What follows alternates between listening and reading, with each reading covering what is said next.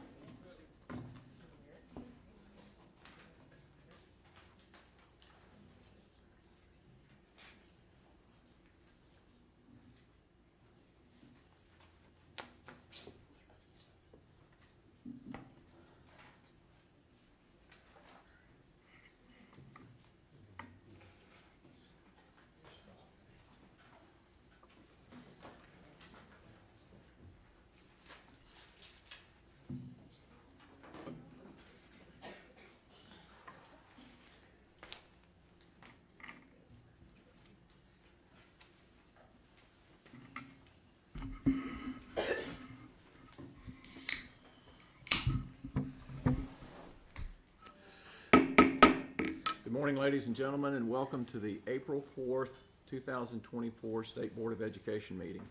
I'm Eric Davis, Chair of the Board, and I call this meeting to order. Welcome to all board members, advisors, staff, on-site visitors, and online listeners and social media followers.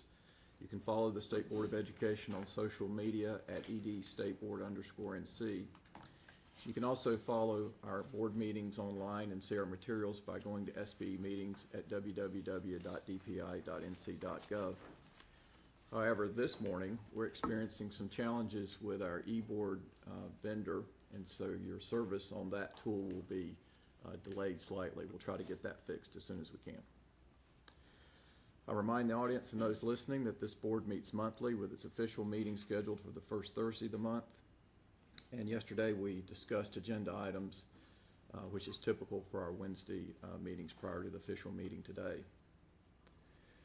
Board members, you're reminded that it's our duty to avoid conflicts of interest and the appearance of conflicts of interest as we handle the work of this board. Does any member of the board know of any conflict of interest or any appearance of conflict with respect to any matters coming before us at this meeting? If so, please state them for the record. If during the meeting you become aware of an actual or apparent conflict of interest, please bring the matter to the attention of the chair. It will then be your duty to abstain from participating in discussion on the matter and from voting on the matter. This time I call on my colleague, Ms. Catty Moore, to lead us in the Pledge of Allegiance. Ms. Moore. I pledge allegiance to the flag of the United States of America and to the republic for which it stands, one nation, under God, indivisible, with liberty and justice for all. Thank you. We're delighted again at this meeting in the middle of spring break for many of our districts to welcome some of our superintendents who lead districts across our state. If you'd stand when I call your name so we could recognize you. Charles Faust, Superintendent Charles Faust of New Hanover County, Superintendent Brad Rice of Stokes County, and Superintendent Jason Gardner of Mooresville City. Thank you so much.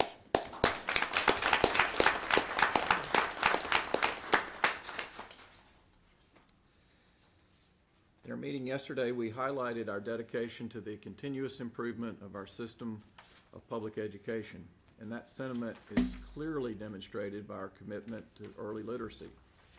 This board developed a state framework for improving literacy education and convened a task force of North Carolina education professionals on this issue in 2020 to improve literacy teaching and learning across our state. We've received encouraging reports from our schools and staff at DPI consistently since implementation of the Excellent Public Schools Act of 2021, begun under the leadership of Superintendent Truitt and the Office of Early Learning, led by Dr. Amy Ryan. Yesterday's presentation of the middle-of-year assessment results was no exception. We're pleased today to recognize some of the leaders doing this hard and important work in the field today. And for these recognitions, I'll call on Dr. Ryan.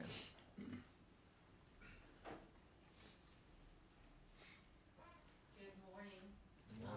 Chair Davis, Vice Chair Duncan, Superintendent Truitt, members of the board, colleagues and stakeholders. I'm excited to be here and honored and humbled all at the same time. We've been afforded the opportunity to travel across North Carolina this year to observe the amazing instructional practices happening related to the science of reading in many districts and schools. Consultants began to identify this year and recognize early literacy promising practices that stood out in districts and schools within their regions. It was not easy, and there should be a lot more people here, obviously, but we had to select and choose. One district in our school per region was presented with one of 3 Science of Reading awards based on the feedback submitted. The first award was the True Trailblazer, which was exemplary leadership in guiding a system through a shift to science of reading. So our first recipient, and if they will stand as I talk about their district, the North Central Region, Person County Schools, who's joining us today, we have Tara Holmes, the Chief Academic Officer, and Mindy Meyer, the Early Literacy Specialist. We had the pleasure of presenting this award to the superintendent and his district team and their principals, and they emphasized, while not present, their teachers were essential in this shift. They created a monthly literacy focus. They used walkthrough data to target systems' professional development needs, implemented sound walls in all K-2 classrooms, utilized letters, spelling screeners to determine gaps in students' needs, and adopted an aligned curriculum. A quote from Dr. Rodney Peterson, the superintendent, is included here about the focus of his work, the work of his teachers and his staff, and what is happening as a result. Congratulations to Person County Schools on this award.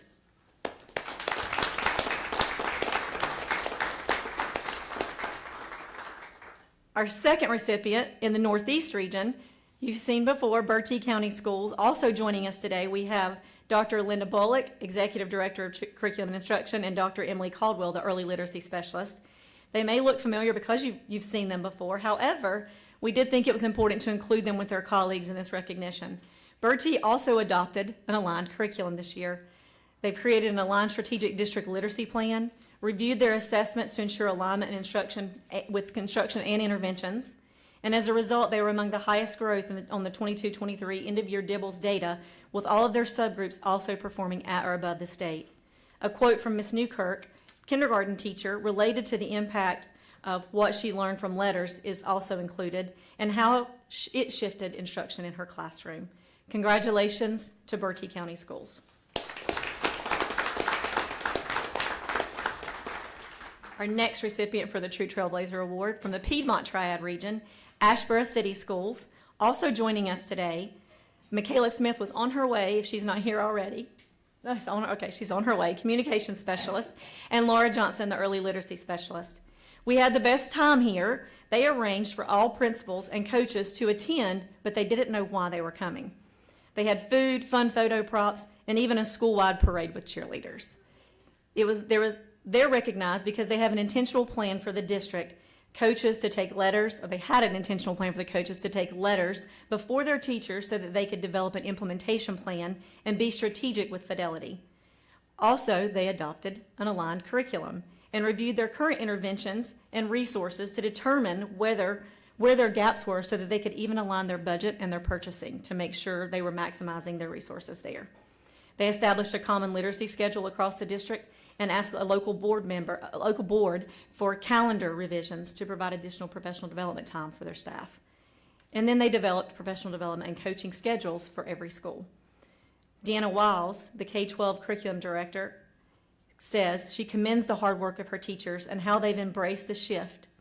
She notes that they are fundamentally changing the way that they teach, which takes guts, commitment, and dedication. Congratulations to Asheboro City Schools. And the final recipient of the True Trailblazer Award comes from the Sandhills region. Unable to join us today, we have several of these districts who are on spring break, as mentioned earlier, is Pinehurst Elementary School from Moore County. Joining us today is Lane Street on behalf of Principal Ashley Ciccione. Also had a blast here, surprising this principal. She had no idea. She thought she was meeting the director to do some math classroom walks. And so when she joined us, she was surprised. And then they had a school-wide parade to honor her after the recognition. The principal had the foresight to lead the entire school, not just the teachers, but also the staff, in letters before the state back in 2021. She included more teachers than just her literacy. She included more than just her teachers in this professional development. She shifted more than the data. It's also shifted the school culture and their beliefs. You see from the data, or we've seen from the data, the outcomes ranging from 84% to 90% in their DIBELS data and exceeding EOG growth the last 2 years. So if you think about where they are and where they're ahead, we're already starting to see some great wins there. And a quote from the principal related to how it's been since Letters Professional Development is the school has already seen a decrease in the students requiring interventions and special education referrals. So congratulations to Pinehurst Elementary School. So our next award is the Innovative Inspiration Award. We had one recipient. They could not be here today, unfortunately, for this award, but it's based on the unique and innovative approach that they've taken to shift the culture to support science of reading implementation and sustainability. From the Northwest region, we congratulated Wilkes County School District at their local school board meeting. They developed an intentional letters completion plan. They have adopted new curriculum. They've examined their current fidelity of implementation to see where there are gaps there, used the data to develop an intentional support plan. Their ELA specialists work closely with the early literacy specialists to ensure all PLCs are aligned across the schools. Their data is evidence of their implementation. And the best part, this innovative part, they rented a movie theater to celebrate the completion of letters with a 45-minute personal message from comedian Jerry Brooks, who spoke directly to their district about next steps. It was awesome. We had popcorn and drinks and swag and all kinds of fun stuff. So quite innovative to celebrate the work that the staff had put in. And we were able to attend, and it was powerful. We've been able to revisit this district multiple times to train their principals on systems and thinking about annual growth and catch-up growth and what that looks like as they're looking at their schedules. They're constantly asking us to come back for support for ongoing sustainability. So it's turned and shifted from a me culture to a we culture. And a quote from Kim Redding, kindergarten teacher, explains that the disconnect she felt before letters is very different than how she's feeling now and how she feels better equipped and suited to teach her students. So congratulations to Wilkes County School District. Our last award is Champion for Change Award. We had 3 recipients of this award based on how they've used the data to align literacy strategies to impact student outcomes. The first recipient from the Southeast region is New Hanover School District. Joining us today, Superintendent Faust and Savannah Grzowski, Early Literacy Specialist. This celebration was not only a surprise for many, are they standing up? You make them stand up. Not only a surprise for many, but they also, I think when Dr. Faust arrived, he thought it was for someone else. So they had cake and they had cheerleaders and even local news stations. They went all out, all kinds of public media there. So it was a big day, and school board members as well. They have a laser focus on successful implementation and dedication to achieving high proficiency based on a goal that they set. Data was at or above the state in all grade levels. And there's a clear communication plan for educators, but also the community at large. They have a newsletter that goes out that is beyond just educators, so that they're seeing the shift in the community. Literacy supports for parents, strongly aligned curriculum, district and school data profiles, and letters facilitator skits for all the sustainability. Their support goes deep and wide. A quote from Allie Waters, grade 1 teacher, she addresses how she includes word recognition and language comp parts of the rote that we spoke about yesterday to focus on overall literacy success. Congratulations to New Hanover School District.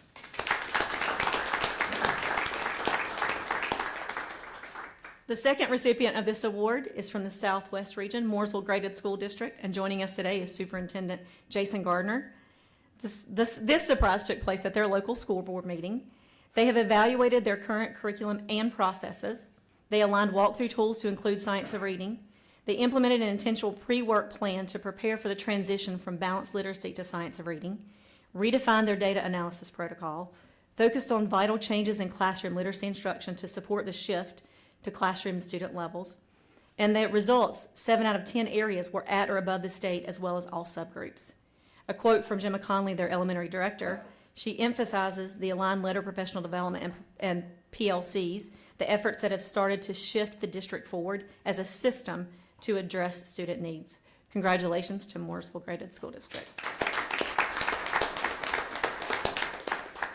And last but certainly not least, our final recipient award is from the Western Region, Hayesville Primary School. Were they able to, I think they made it, yay. It came in on 2 wheels today. So we have Kim Staton, who is the school's Teacher of the Year, and Rochelle Leek, who is our Early Literacy Specialist. And the Early Literacy Specialist work with the superintendent, surprised this principal, Miss Heather Plemons, and her staff. They thought they were attending a DPI professional development session. They celebrated with cheerleaders, and their PTO set up amazing treats and all kinds of things to enjoy. The principal even had another interview she had to change out of to come over to this event because they would not let her out of it, and she had no idea. So these districts went through all kinds of fun things to get them there. The principal and coach have created an enabling environment to focus on data-driven decisions to support instructional shifts and process improvement. They're targeting core data trends with a strategic focus, and school-wide science of reading approach to vocabulary instruction based on their data. Student outcomes are evident in their commitment to this work. And a quote from Ms. Staton regarding the science of reading has been a game changer and a roadmap with immediate results and impact. So congratulations to Hayesville Primary School.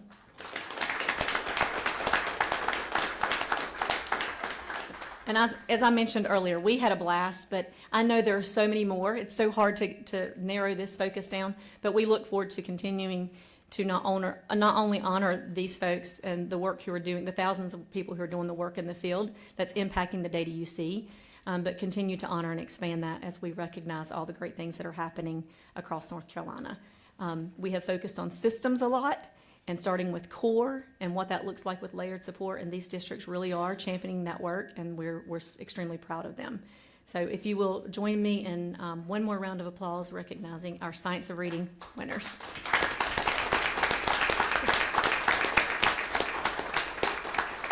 And at this time, if we can have one representative from the district per region. So one representative from your district or your school for the picture.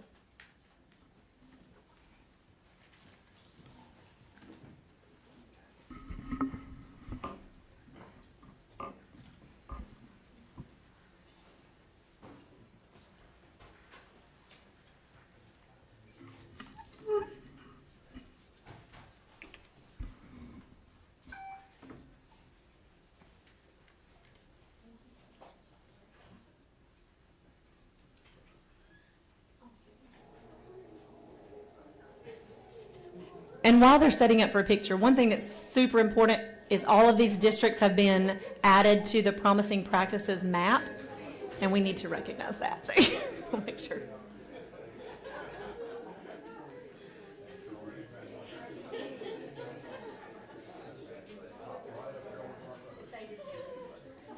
Let's get all the district people right up against the map. Yep. As much as we can.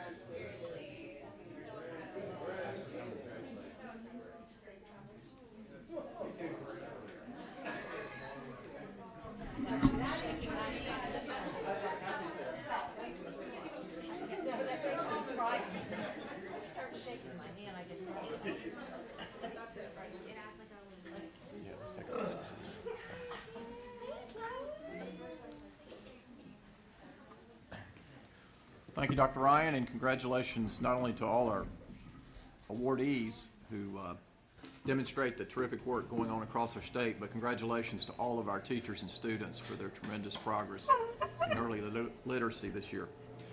Let's take a break so we can personally go congratulate and thank our visitors that are with us today. So we're on break till 9:40.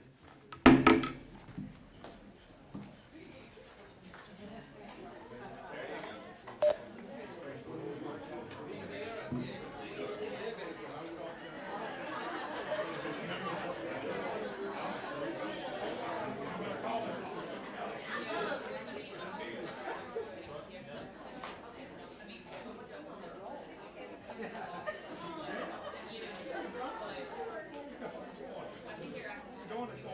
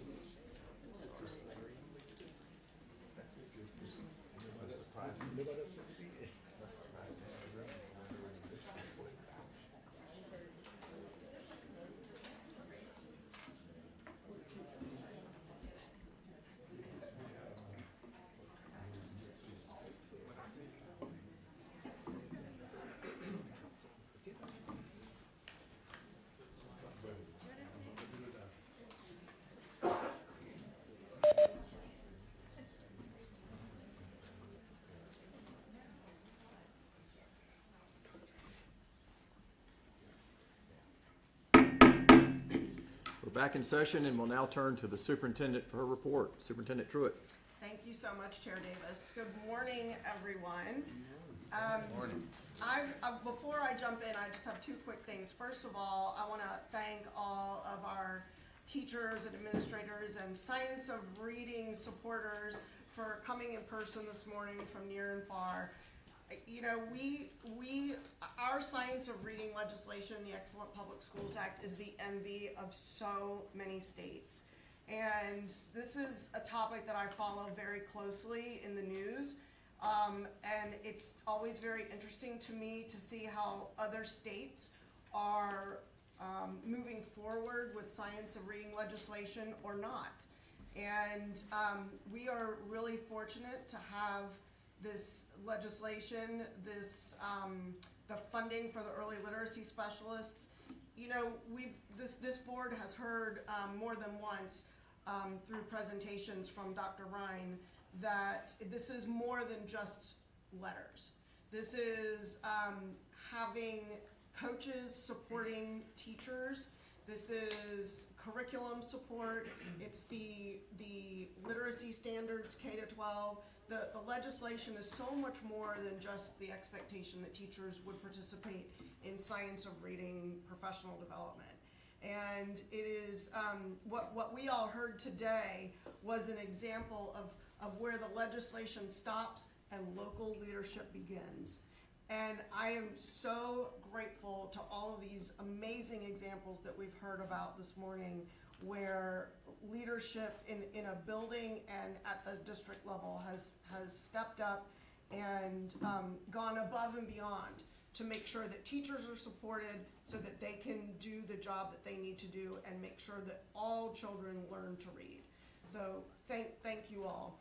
Also, I want to remind the board and those listening that April every year is designated as the Military Child Month.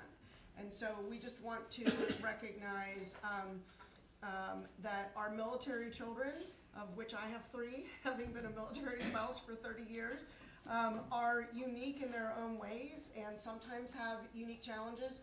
You know, when my first year of teaching, I taught in a military community, and I always knew when mom or dad was being deployed, because children experience, of all ages, experience so many emotions when mom or dad is leaving for an extended period of time, especially when they're in harm's way. And so we just want to recognize again that military, or that April is the celebration of the Military Child Month. So I have a different type of presentation to give to you this morning. It is focused solely on a visit that some of the members of the team and I took recently to Arizona State University to look at a model of team teaching that I'm really excited to share with you all this morning. So if we could just, yeah, thank you, Ruben. I want to start by just reminding the board about kind of where we've been in terms of pathways. And we all know and have heard many times that teachers are the single biggest in-school factor affecting success of students in the system of public education. And we heard a lot about challenges in in recruiting, attracting, retaining high-quality teachers. We've been hearing about these challenges for many years. If it's not retention, it is attracting teachers to specific roles like special ed and secondary subjects like math and science, which are our hardest to staff subjects. And let's go to the next slide, please. I just want to set the table for a second by asking us all to consider what we can agree is true about the system of education that we have. And so the first assumption is that the system that we have, not the people who work in it, but the system that we have is built on the assumption that all learners are identical in their progress, right? We measure learning according to time rather than the actual learning that takes place. and that their progress can be measured the same way using a narrow set of outcomes, i.e. the end of grade tests that both the federal government and the state require students to have every year. And this assumption is based on a one teacher, one classroom model.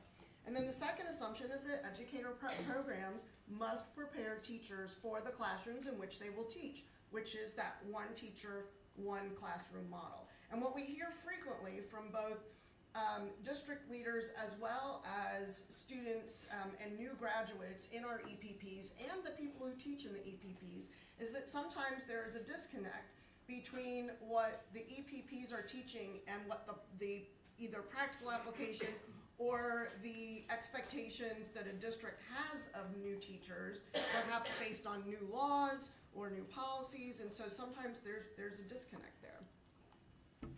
Assumption 3 is something that we've talked a lot about. New teachers are placed on their own and expected to do the same work as someone who has been doing the work for 10 to 20 years. This is absolutely true. Teachers typically have a couple of field experiences while they're in their educator prep program where they are observing veteran teachers, and then they have the opportunity to have either a 12-week student teaching placement or maybe longer in which they are paying tuition while they are teaching full-time, which is problematic for myriad reasons. And then they immediately begin their first year of teaching, which doesn't look, they don't know all that much more than when they were doing their supervised 12 weeks of student teaching. And then finally, I think that we can all agree that students on the regular do not have access to the adults that they need. Whether that is an academic teacher, a counselor, the family needs help from a social worker or a nurse. Because of the way the school day is structured, students do not necessarily have access to the adults that they need when they need them. And so in short, we are asking teachers to do the impossible. Next slide, please. And I think that the data that we saw yesterday, where the majority of attrition is happening in the first year of teaching, and then again in years 1 through 5. We see a little bit of fluctuation in years 1 through 5, but again, 26% of beginning teachers are leaving after year 1. And of course, we have lots of conversations, both at the department and the board, about recruiting and retention, and I see this as a problem because these things are siloed. These conversations are typically siloed. Recruitment happens at the university level, sometimes at the high school level.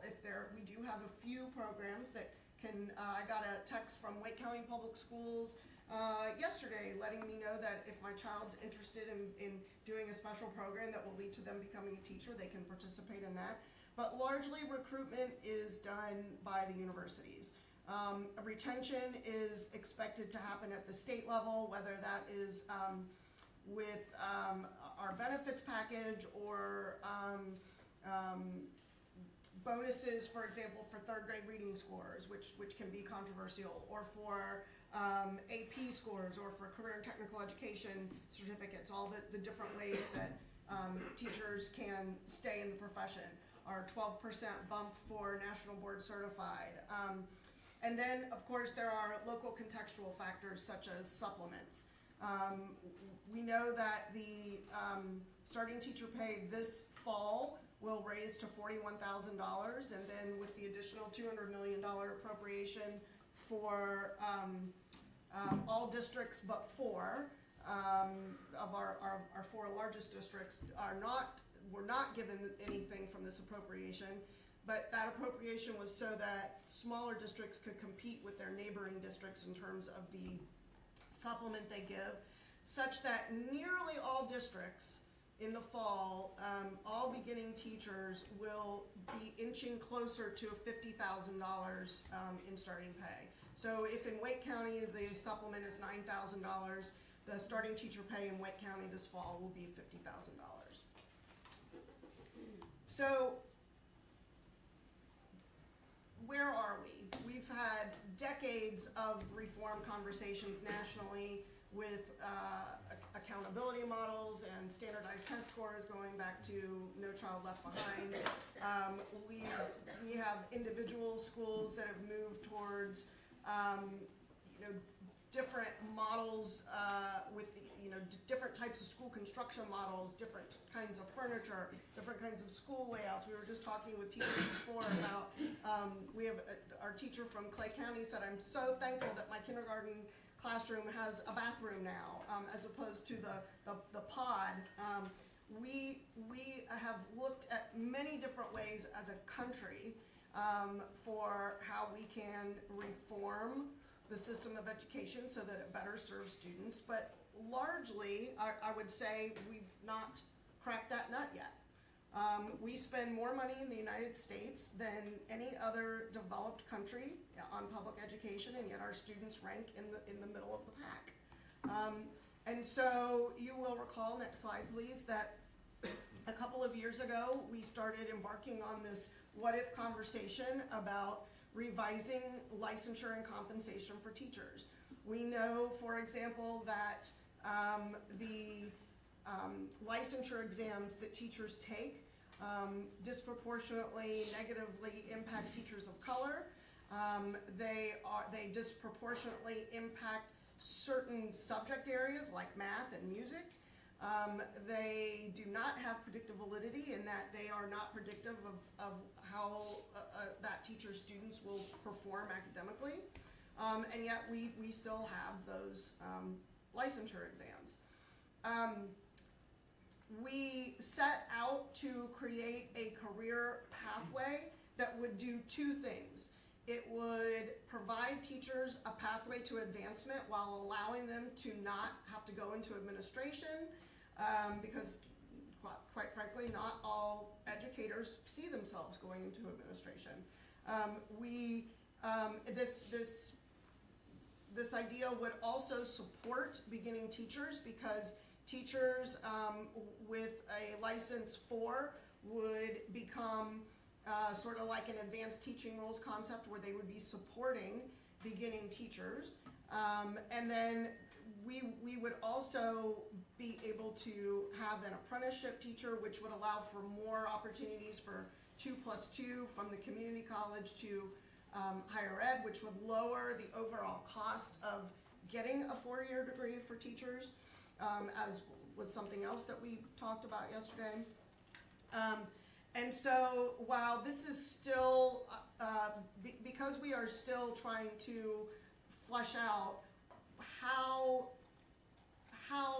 teachers would become, how they would come to earn a license 3 or a license 4 or beyond, this is still in process. So what it has caused us to think about is the collective versus the individual. So when we think about the responsibility of educating a child, we know that there are many people that come into contact with the child throughout the school day, throughout the week, etc. But are they able to work together in any sort of collective impact way to ensure that a child has what he or she needs? So let's think about for a second what a typical 7th grade team looks like.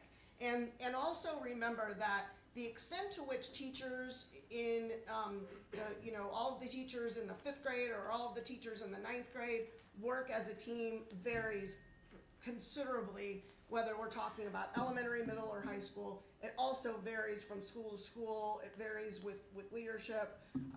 Not all schools work as a team. But certainly some do.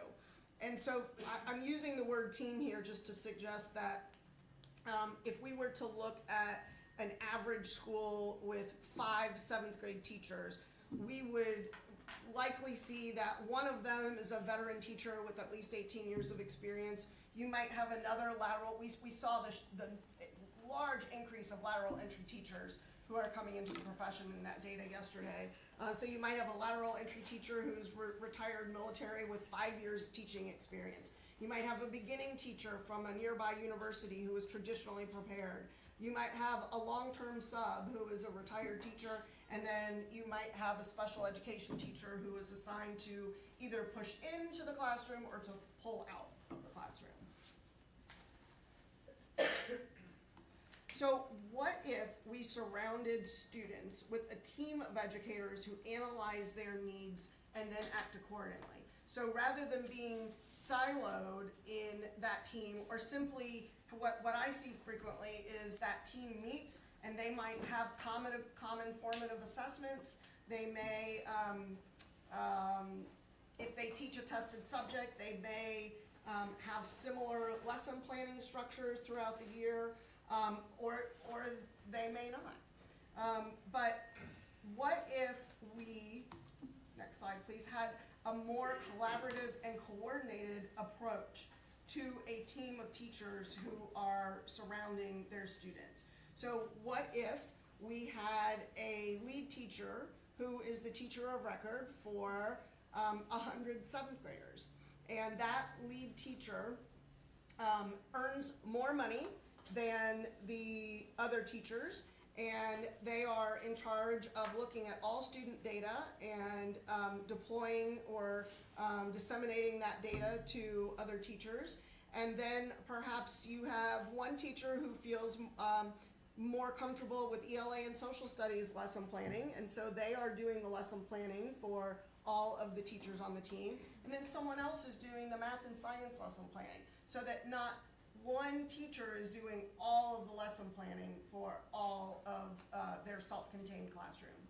And then you have someone who's providing IEP support. Maybe you have a teacher who really enjoys making phone calls home for good things. They're really good with parent communication. And then maybe your new teacher, this is stereotyping a little bit, but maybe your new teacher is really good with technology and your veteran teacher is not. And so your young teacher, rather than spending a lot of time doing lesson planning, is communicating through website and managing the tech. And then maybe one teacher is administering all of the diagnostics and the screeners. And then maybe you give your new teacher who is spending less time doing lesson planning, maybe they have lunch or recess or duty or carpool. I mean, what we have right now is a situation where when you have your best teachers doing recess or carpool duty, it's like taking a pediatric surgeon, having them operate for an hour, and then doing intake forms the rest of the day. There has to start being some differentiation in how teachers are spending their day. So ultimately, we want to distribute leadership and teacher experience. And so that brings me to our experience at Arizona State University. So for several years now, the Mary Lou Fulton College of Education, under the leadership of Dean Carol Basile, has been working with local school districts, partnering with local public schools to create these and provide technical assistance to teams of teachers so that they can do exactly everything that I've just described. And so we were part of a group of about, I would say 250 people from all over the country, everyone from teachers up to, there was another state whose chief was present that day. So people from all levels of education there to learn more about how this is playing out in these public schools. And so we spent 2 days touring schools.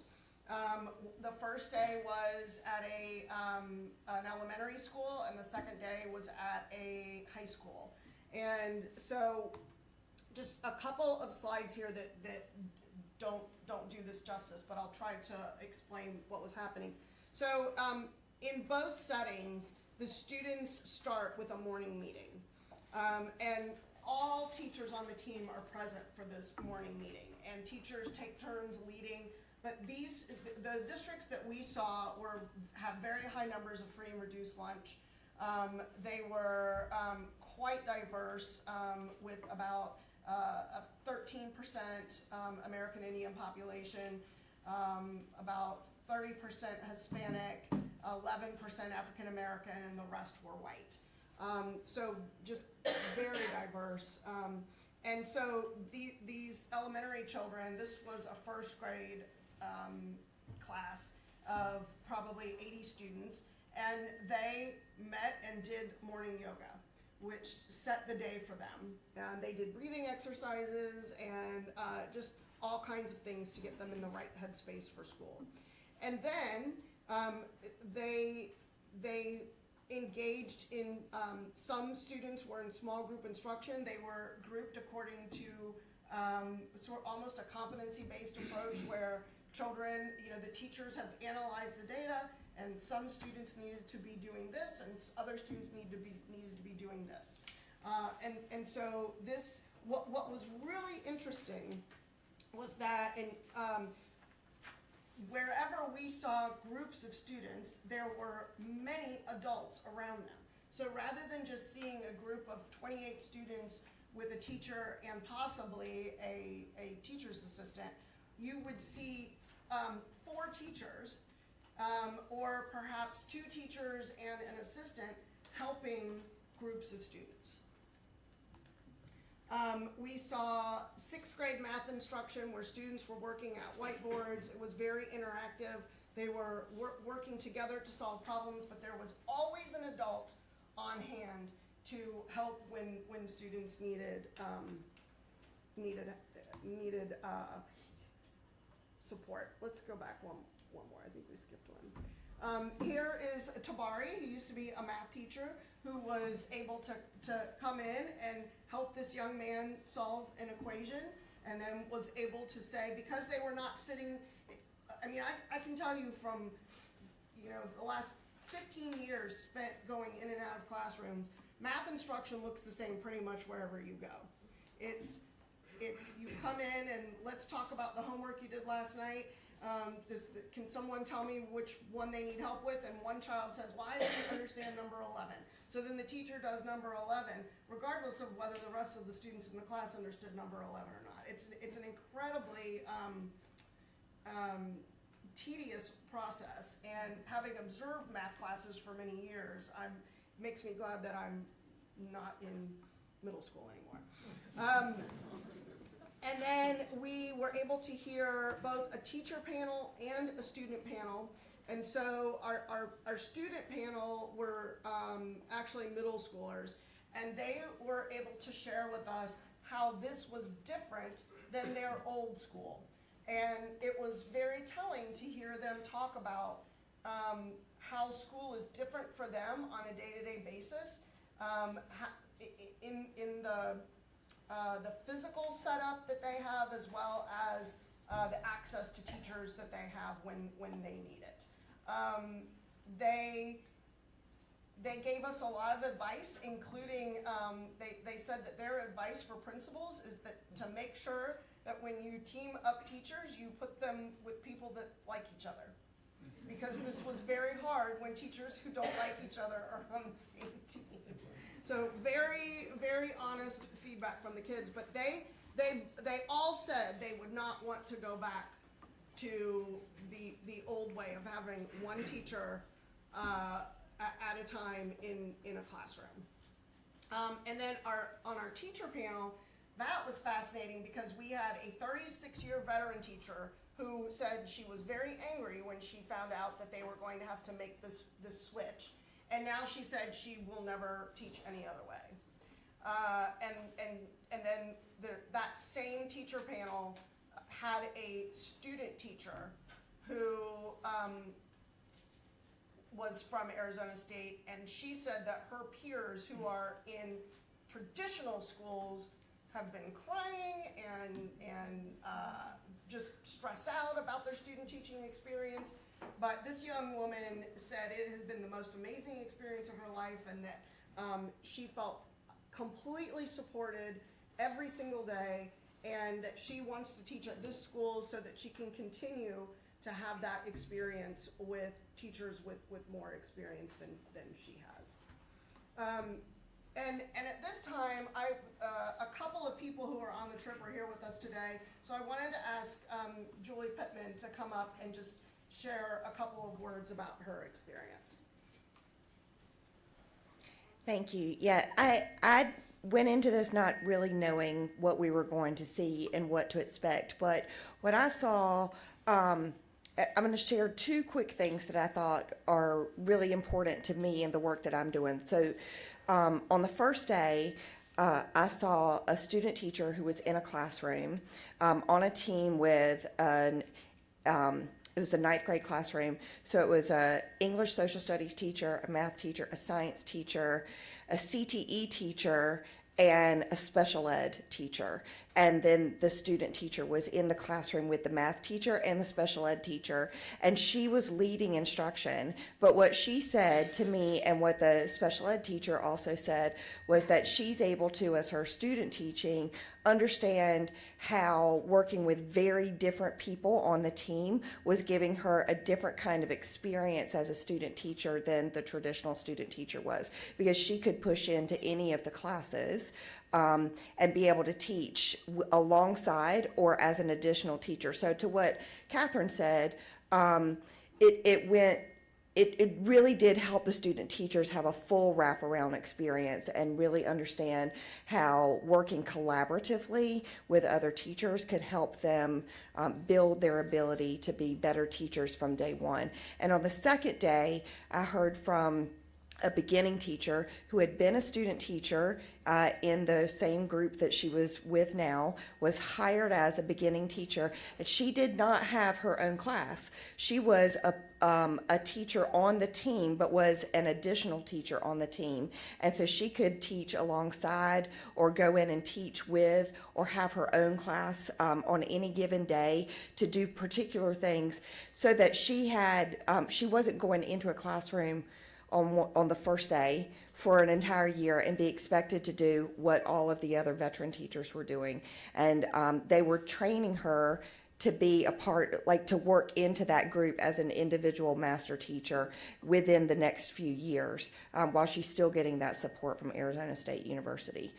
So I just thought it was great to see from an early career what student teaching could look like, how student teachers could get instruction differently on their field experience, and then how that could really translate into the culture of wraparound collaborative teaching.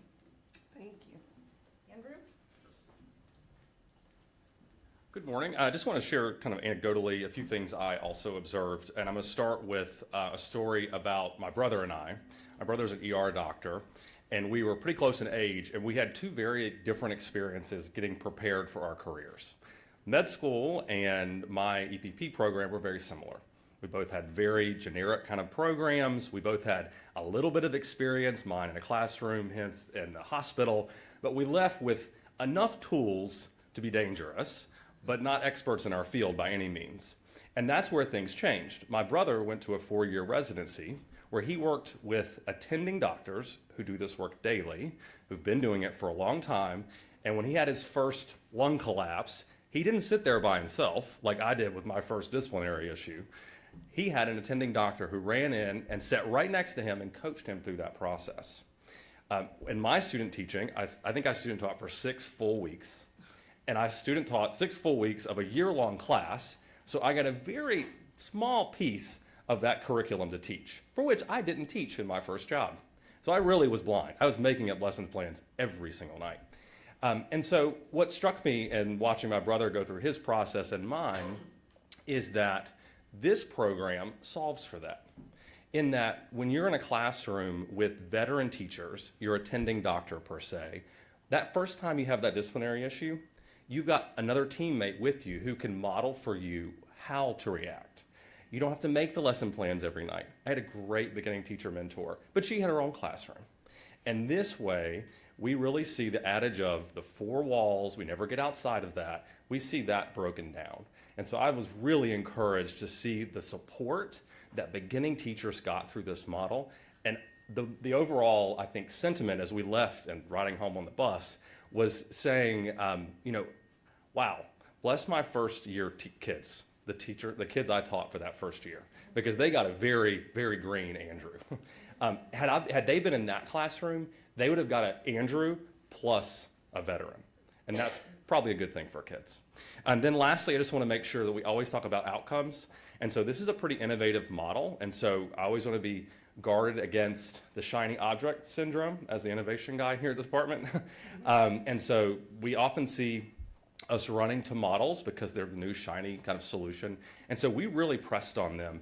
What are the outcomes you're seeing? This is a new program, but I can tell you kind of anecdotally and qualitatively that they are seeing differences in teacher retention and in attitudes of teachers and efficacy, for sure. The thing that resonated with me the most was what teachers would overall say is, I feel joy in teaching again. And that really struck me. I think that the program is still very new, so we're watching for the quantitative results of this. So we want to talk about what student outcomes look like. They haven't experienced an implementation dip, which I think is interesting because we do see implementation dips in big programs like this. So we are certainly keeping an eye on those kind of down the stream a little bit outcomes for students, but so far we're encouraged by the results that they're seeing. Thanks. I will add logistically that when they first started this program, they had a large grant that would allow for some differentiated pay, and the lead teacher was getting a $6,000 stipend. But now that that grant has expired, that stipend's been cut in half, but they still wanted to continue doing it. But I think what's interesting for our principals who are here is that it doesn't, this is something that any principal with the will could start doing. And it doesn't cost, ideally, we would have the differentiated pay structure, but you don't have to have the differentiated pay structure to do this. And so for anyone listening or our principals who are in the room, anyone can go and participate in this 2-day experience, and there's all kinds of people who would be happy to pay for you to make this happen. All sorts of grants and things like that, which is how we went.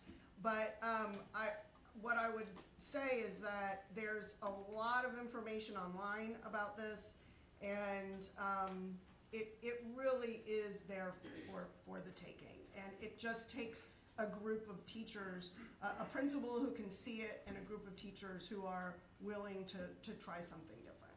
So with that, that concludes my report. Questions, comments for the superintendent? Dr. Oxendine. Yes, thank you very much. That sounds very exciting. It kind of, when you began the presentation, I started thinking about the middle school concept going back a couple of years ago. But my question has to do with this. In terms of the differentiated roles and responsibilities, this would take a major shift in the culture of the school, because I could see, okay, I'm going to give you my sense of this.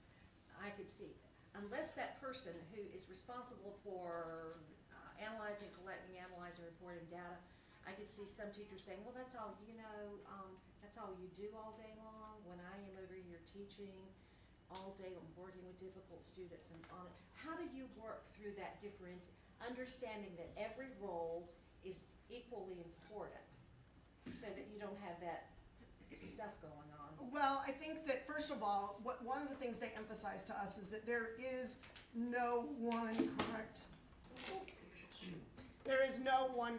model. So there's you don't necessarily have to roster all of the students with that lead teacher. You could have separate homerooms if you wanted, and then still come together. But the bottom line is that that person who's collecting data, they're not just collecting data, they're teaching also, which is why they were getting paid more money. But there's definitely has to be a willingness, and all the schools that we went to started with one grade at a time, and then built in, so they didn't switch the whole, thank you, Joe. They didn't switch the whole school all Right. at the same time. And the high school is, right now, they've got 9th grade implemented, and then they're doing 10th, this coming year, and then the 11th the Got following. you. Sounds great. Mr. Hall? Thank you, Mr. Chairman. Madam Superintendent, I'm intrigued by the idea. I have two quick Yes. questions. Number one, Arizona State, is this copyrighted by them, this program? So I would, Can you get that? yeah, anybody can access the materials, yeah. Okay, like And they've this. written a book as well, called Okay. the next generation teaching workforce. Okay. Number two, how does this compare with team teaching? I see the similarities there. Now, I know this is a bit modified, but how does that compare with team teaching? So I think that, and I'm happy for our advisors to weigh in, but I think that a lot of times when team teaching occurs at the elementary level, which is where we see it most frequently, that you're teaching as a team because you are maybe looking at common and formative assessment data, and you are maybe even doing similar activities and lesson plans, but it's still a one teacher, one classroom model. So you still have kids in a single classroom with one teacher, maybe a teacher's assistant, and you're still responsible just for your students. And then we don't, I would say we see much less team teaching like that at the high school than we do at the elementary school. Thank you. Mr. Blackburn? Superintendent, is this a lab school at Arizona State? So the lab school at Arizona State, which the lab school happens to be located in Winston-Salem, and there's one in Elkin City as well, they are doing this, and we are going to visit in May. So the school you visited at Arizona State, Uh-huh. so not Appalachian State, Correct. Arizona State. Yes. So they're doing it, So the lab school at App State. so we're doing this at App State? Yes, yes. They went and visited, and they picked this up, I want to say 2 years ago, and they have been implementing this at the lab school in Winston-Salem, Great. which is attached to App State. Got it, thank you. Ms. Moore? This is a fabulous program. I visited it about 2 years ago in Mesa schools. Yes, in that's where we Jordan. went, Mesa Schools. Mesa, just for context, has about 82 schools. They had a goal to implement in this year at least one team per 82 schools in half of the district schools. So it's taking a while to go through. So I say that because the change that it takes and finding the right people and doing that takes a while. It's not something that you implement full scale all at once. It is something that takes some time, and finding champions and people who love it is your best way to sort of get folks to say, I want to try that. But one additional perk that is a part of this that I didn't hear mentioned quite as much is really the amount of flexibility, and this is directly tied to teacher satisfaction, and I love my job again, is tied to how they can be very, very flexible about how planning time occurs. And somebody who might need an entire couple of hours one day and not much time at all the next day, and really move the construct of what it looks like to plan to be ready for your students in a completely different way that's not possible in the models that we're using right now. So I just wanted to add that additional piece. Especially for high school. Yeah. Yeah. Wanted to add that one additional piece to it. It is not team teaching. They have to work through some things because these are like four teacher teams, and you don't cover necessarily, particularly in high school, all four content areas through this. And you have some kids who might want to do foreign language, and some kids who might want to do, band and those kinds of things. You have to work through all of those kinks, which is why it's harder. They've only done 9th grade in one of their high schools and trying to move it on further. But it turns your planning, your responsibility, and how many people own and know a student well on its head, and increases that capacity in school. And all of those things that I just mentioned are research-based tied to satisfaction and teacher satisfaction and student outcomes. Absolutely. Ms. Jones? We've been talking a lot about the educator side, which I appreciate, but I was literally just saying to Ms. Carper that I would be really interested in how administrators are trained to administrate under this dynamic, because so much of making a system like this work comes down to how leadership treats these roles, how leadership, I mean, in a standard high school, given how our grades are reported, yes, your whole staff feels valued, but you know these are the 3 courses that are going to determine your grade this year. Where we are placing people strategically for that reason, which creates all kinds of norms. But I would be really interested in what supports there are for administrators who want to take this on, because we keep using the word reform, and it just kept sticking out in my head. We are literally talking about reforming how we think about schools. It's not changing the system. We are talking about potentially creating something else. And that would be, as a teacher, it would absolutely be dependent on my principal to come in with the right vision of, this is who we are, here's how we're going to do things, to get the buy-in necessary for teachers to actively be a part of these teams. Dr. Green? So, many of the reforms you talked about, we have done at my school, and I would love to tell you that I've been able to scale it and do grade levels, but I simply don't have the means to do that. But we have done it with 9th grade Math 1 and 10th grade English 2, with teams that wrap around these kids. Expert teacher, when ESSER dollars were highly available, I was fortunate enough to have several of my really good English teachers hired away to do other curriculum things, and so I brought in 3 BTs to an English department with 1 rock star left. And the only way I knew to spread her effectiveness was to do something like this. And I can tell you it works. But every one of those teachers will tell you, even the experts, that it took them being a first-year teacher over again to think through how they did this, the amount of time that they put into this, what collaboration looks like. And they really had to redesign every single day what they were doing. To Kim's point, it also made me a first-year principal again, because everything I knew that I thought worked wasn't there anymore. And so I had to spend exponentially more time in that classroom, exponentially more time planning with teachers, and I had to listen to them when they told me this was working or this was not working, and be able to meet that with some other thing that they needed. So it is painful, to be bluntly honest, to get to that point, but the rewards are 100% there. They really do work. Other comments? Ms. Chemnitz? Just another clarification, you talked about the additional cost when there is if you're trying to pay the certain teachers more for the roles that they're playing. But it sounded like a lot of people. Is it more, does it take more positions to do this, or? They did not add new positions, so. No, it's using the capacity that you have in the building. Other questions or comments?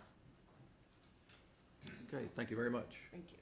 We'll now begin our committee reports, and we'll begin with the Education, Innovation, and Charter Schools Committee led by Mr. John Blackburn. Mr. Blackburn. Thank you, Mr. Chair.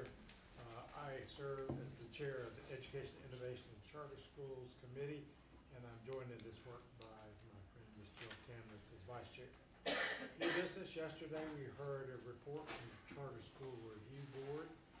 Ms. Ashley Vaquero and Mr. Bruce Friend brought us their report, their monthly report.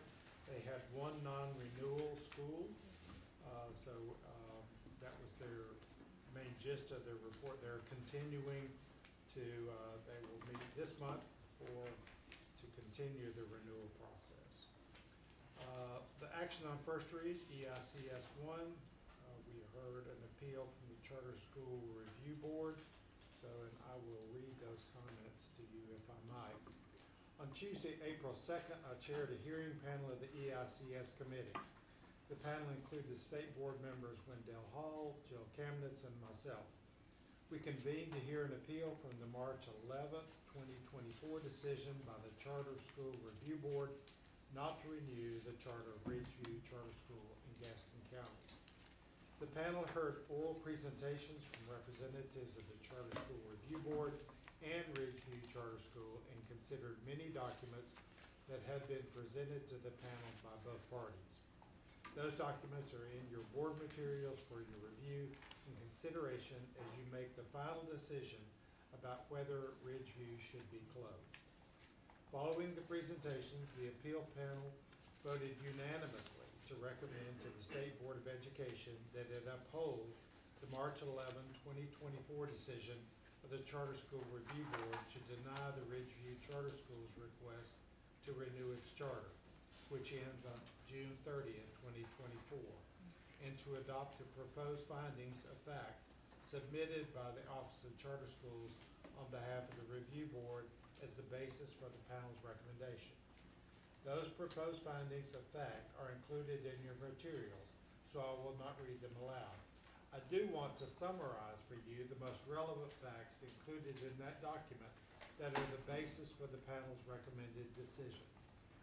The Charter Review Board's non-renewal decision and the appeal panel's non-renewal recommendation is based upon two things. Number one, extremely and consistently low academic performance by Ridgeview students. Number two, failure of the governing board that holds the charter to oversee the administration of the schools, to participate in governance activities, and take proactive and necessary steps to ensure that students are receiving the education to which they are constitutionally entitled. Academic performance. The record demonstrates that Ridgeview Charter School has not met the academic performance required for charter renewal.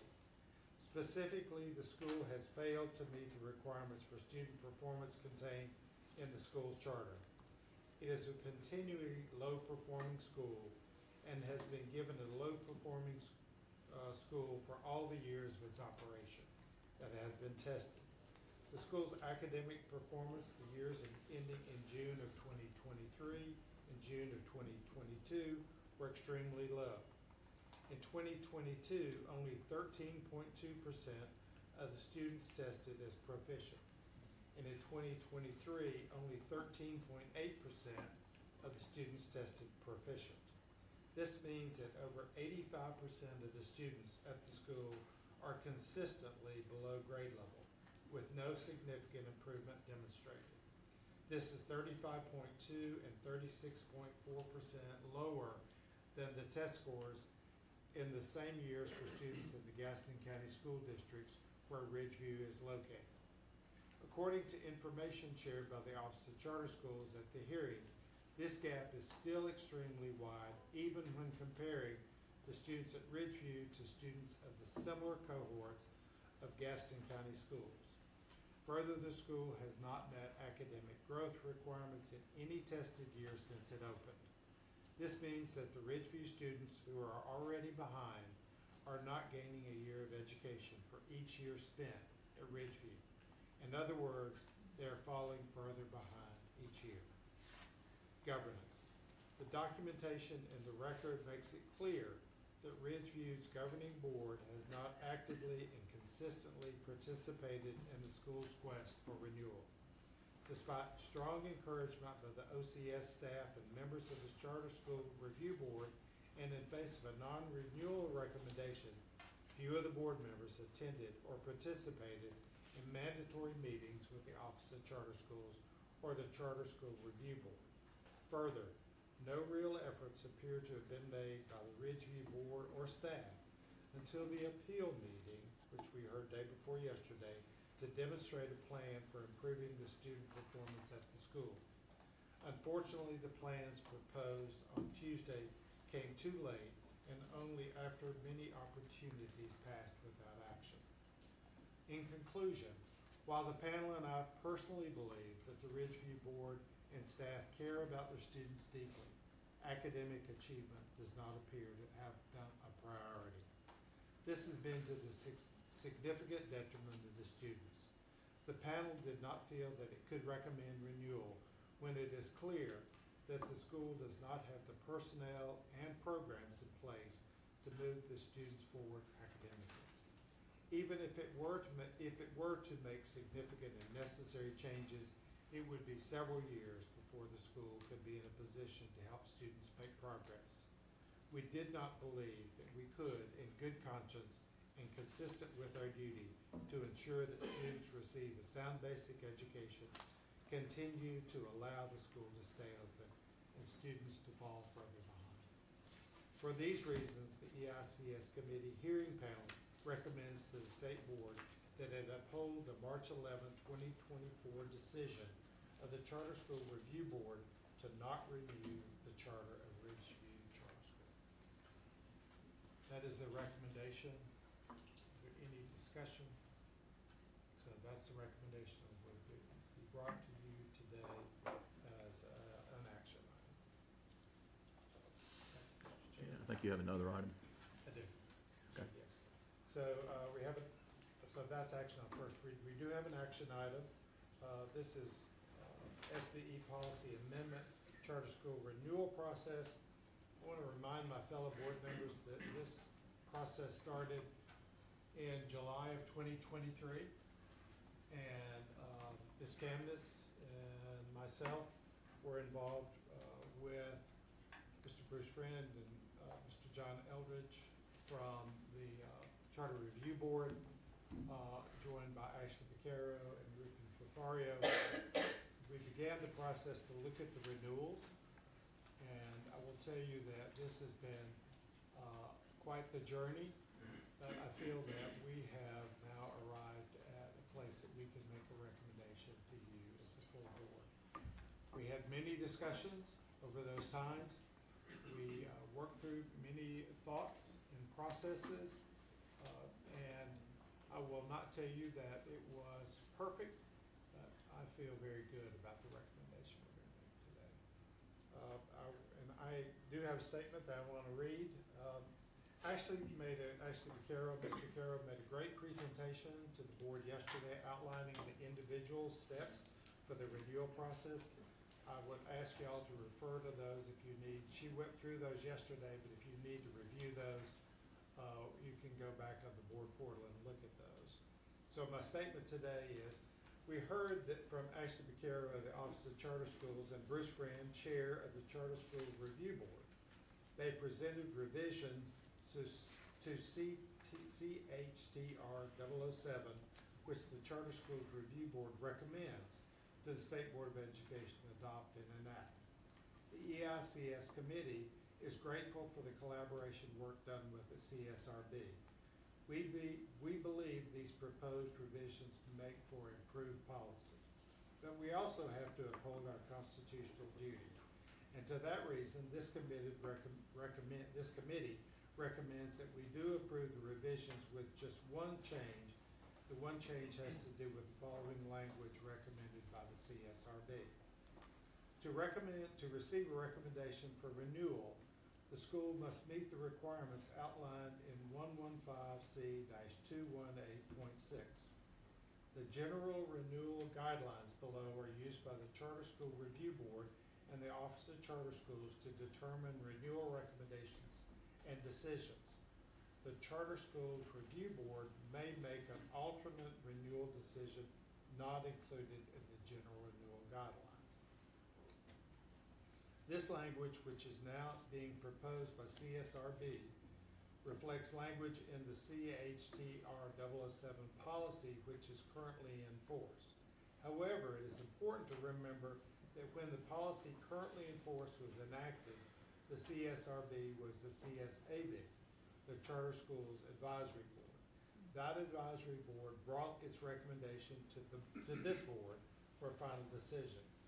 As such, it makes sense to allow broader discretion to CSAB's part because ultimately the decision came to the state board. Now that decision on renewal or non-renewal is made by CSRB. And yet the state's constitution rests the duty of overseeing public education with this board. And in order to uphold that duty, this board's guidelines should be allowed unless the decision-making body, the CSRB, believes there are exceptional circumstances. Therefore, what this committee is asking the state board to approve on today is that we approve the recommendation brought to us by CSRB in all respects with respect to the guideline language. I previously read, with the exception of in place of the language proposed by CSRB, we are now voting on whether to enact policy revisions that include this language. To receive a recommendation for renewal, the school must meet the requirements outlined in 115C.218.6 and the general renewal guidelines below, absent exceptional circumstances as documented by the CSRB. The general renewal guidelines set forth below are used to determine renewal recommendations and decisions. This is the only change from the version that Ms. Picaro and Mr. Friend brought to us yesterday. This time, I'm happy to ask for questions or for discussion. Any comments, questions? I have a quick question. Dr. Oxendine? I do appreciate all the hard work that has gone on over the last several months to smoothly implement the session law that has changed the responsibilities somewhat. Our responsibilities as a state board of education, and also those responsibilities of the review board, the charter school review board.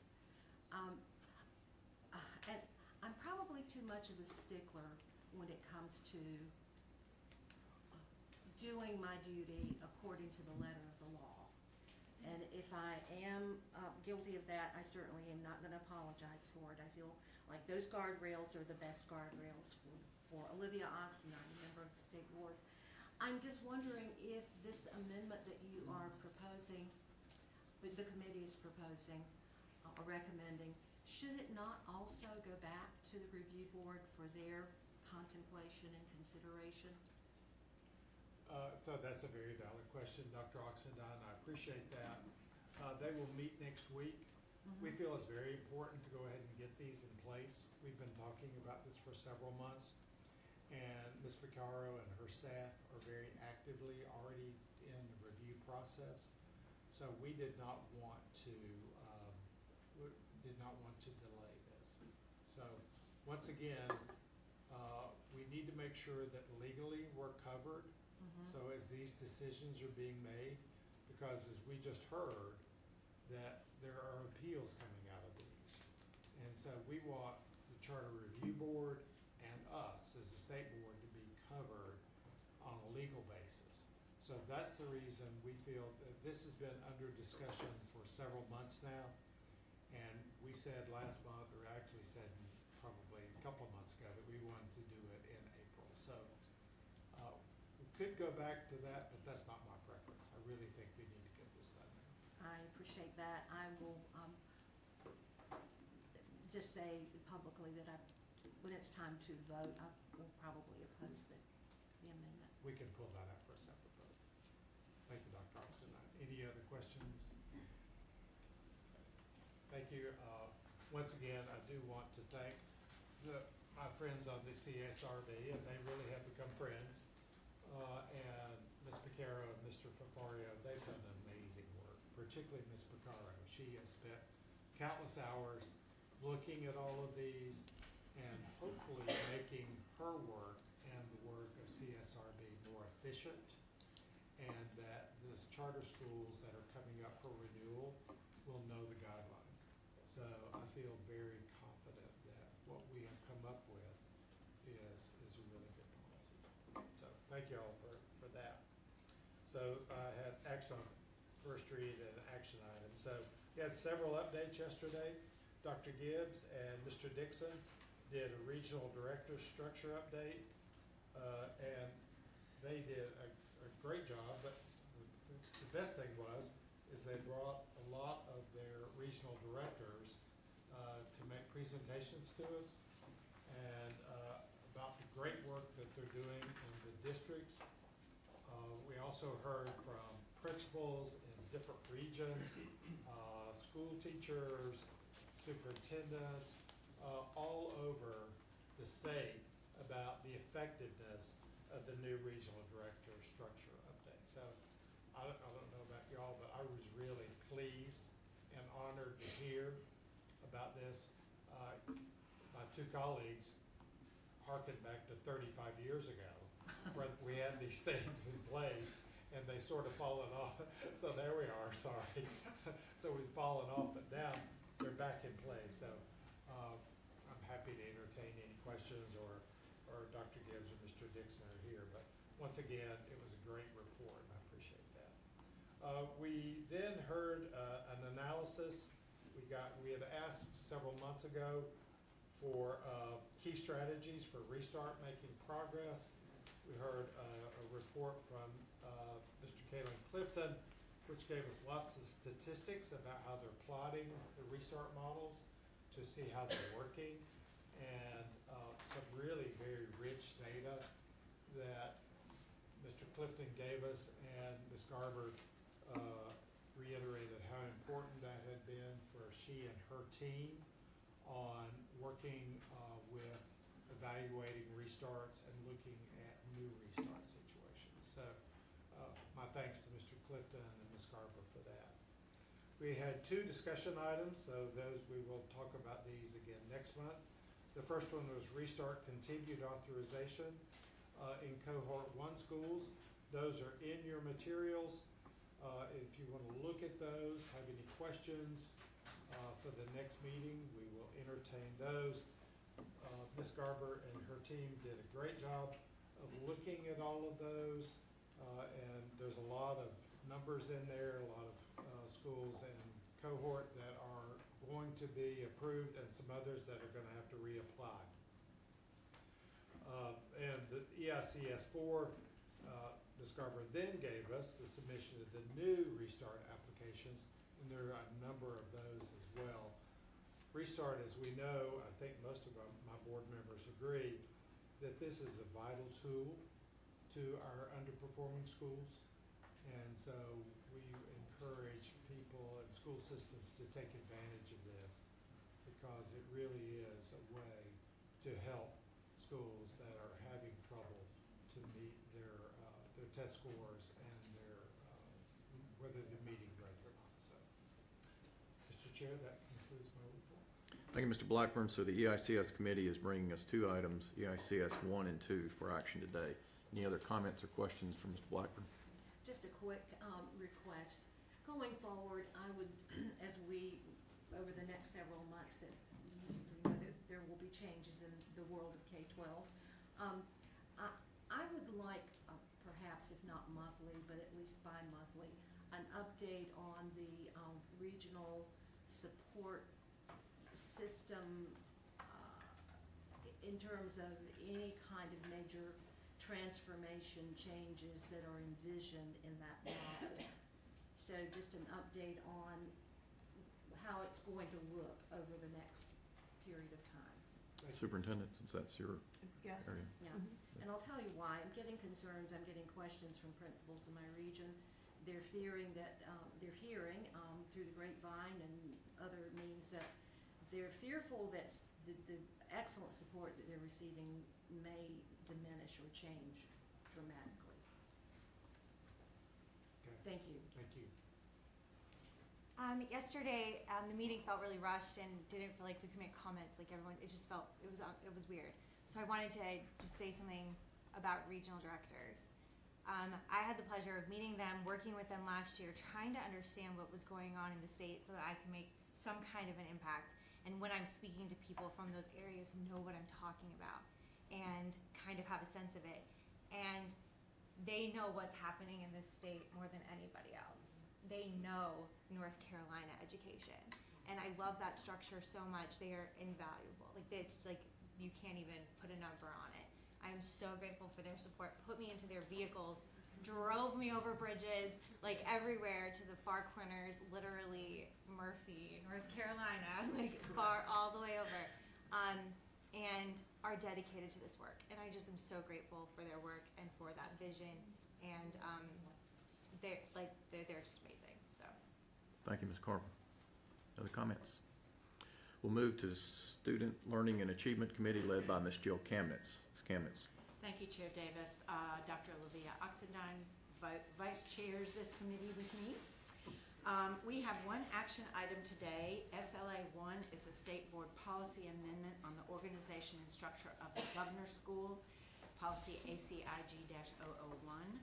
We heard about this in detail last month, but basically the updates to this policy will provide clarity on the leadership structure of the program and also ensure that the tools, that it has the tools necessary to support the program.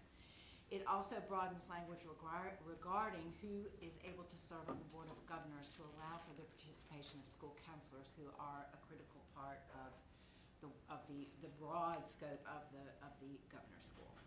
So that is for approval today. We had several discussion items. The first one was SLA 2, the 2023 State Advisory Council on Indian Education, which we refer to as SACE.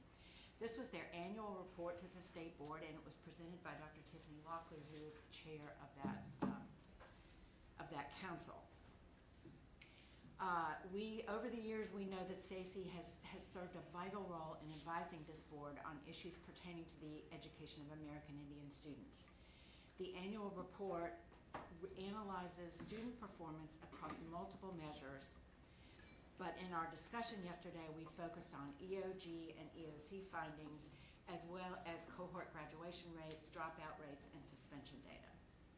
As Dr. Locklear pointed out, when we look at subgroup comparisons, we see progress as gaps are narrowing between American Indians and other subgroups, but the disparities still continue. We did get one piece of good news, or we've had one piece of good news, which is that the state level director of American Indian Education will soon be working at DPI. SACE has been asking for this for years. The board has, and the superintendent's requests have been supporting this. And finally, we do have the means to fill this position. So I expect that next year we will hear about the benefits of having this person working across the state and advocating for American Indian education.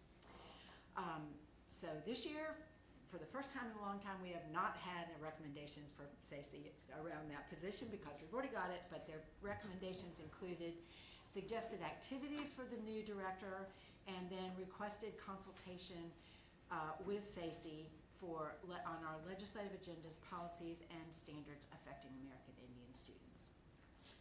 SLA 3 was an update on the Excellent Public Schools Act mid-year assessment. We heard earlier from Dr. Ryan today as we honored educators from across the state and their role in this work, how inspiring the work and the changes across the state. And so I would say that it's not unexpected that this mid-year assessment has provided us with some very, very positive data. The students during this assessment, students in grades K through 3 are given a formative diagnostic reading screener. This happens 3 times a year. This was the middle of the year assessment, and the data from this assessment provides teachers with the information they need to adjust and differentiate instruction and to enhance learning for those who need it and to support gaps for those who have them. We learned that our students reaching benchmark are outperforming the nation at each grade level, which is incredibly good news. And obviously, it decreases the need for intensive support across our districts. We heard from Dr. Ryan the importance of remembering that while we're beginning to see our statewide focus on the science of reading pay off, we have to understand that it will be several more years before our students show the gains that we anticipate. So we need patience and continuing support for all the efforts that are happening around the state. I would be remiss if I didn't recognize the incredibly visionary and focused leadership that Dr. Ryan has provided throughout this effort, and her team has been all over the state supporting the districts. So thank you to that group of people, as well as the teachers who are making changes in their classrooms every day. And I'd like to remind board and advisors that the early learning specialists from across the state are meeting downstairs today. Yes. And we are invited to grab our lunch. I believe it's going to be in Dr. Faforia's office, and join them. And just for your information, they're going to be seated by regions, so you can have the pleasure of joining the folks from your region if you can spare the time to be down there. SLA 4 is permission to revise to revise English language arts standards. The review phase of that particular process has been in the works for the past year or so, and now, according to our own procedures manual, it is time for us to grant permission to move on to the revision phase. We had a quick review of the current format of these standards and the work that has been done during this review process. The Data Review Committee has explored data and research and made their initial findings and recommendations. So following our approval, the standards writing team will be selected and will begin work on a first draft of these new standards. SLA 5 is a state board policy amendment on the process for review, revision, and implementation of the North Carolina Standard of Course of Study. The updates to this policy include a very welcome 10-year timeline, which assures that each subject area will be addressed on a timely and manageable schedule. It also clarifies and updates some of the policy language and includes in the policy for the first time the internal procedures manuals. And finally, our last discussion item is another state board policy amendment concerning the Global Educator Digital Badge Criteria, which is policy DBDG-001. This policy amendment will broaden who can earn the badge as well as provide clarity on the new process. This badge availability has been available, I believe, since 2013, but we have seen a decrease in the number of teachers who have accessed this badge, and it is hopeful that this new process will encourage more teachers to be involved. And that concludes the report. Thank you, Ms. Kamnitz. So the SLA committee is bringing us one item for action today. Any questions for Ms. Kamnitz? Mr. Chair, just point of order. Ms. Kamnitz, we do have one item of new business for your committee, listed at the top.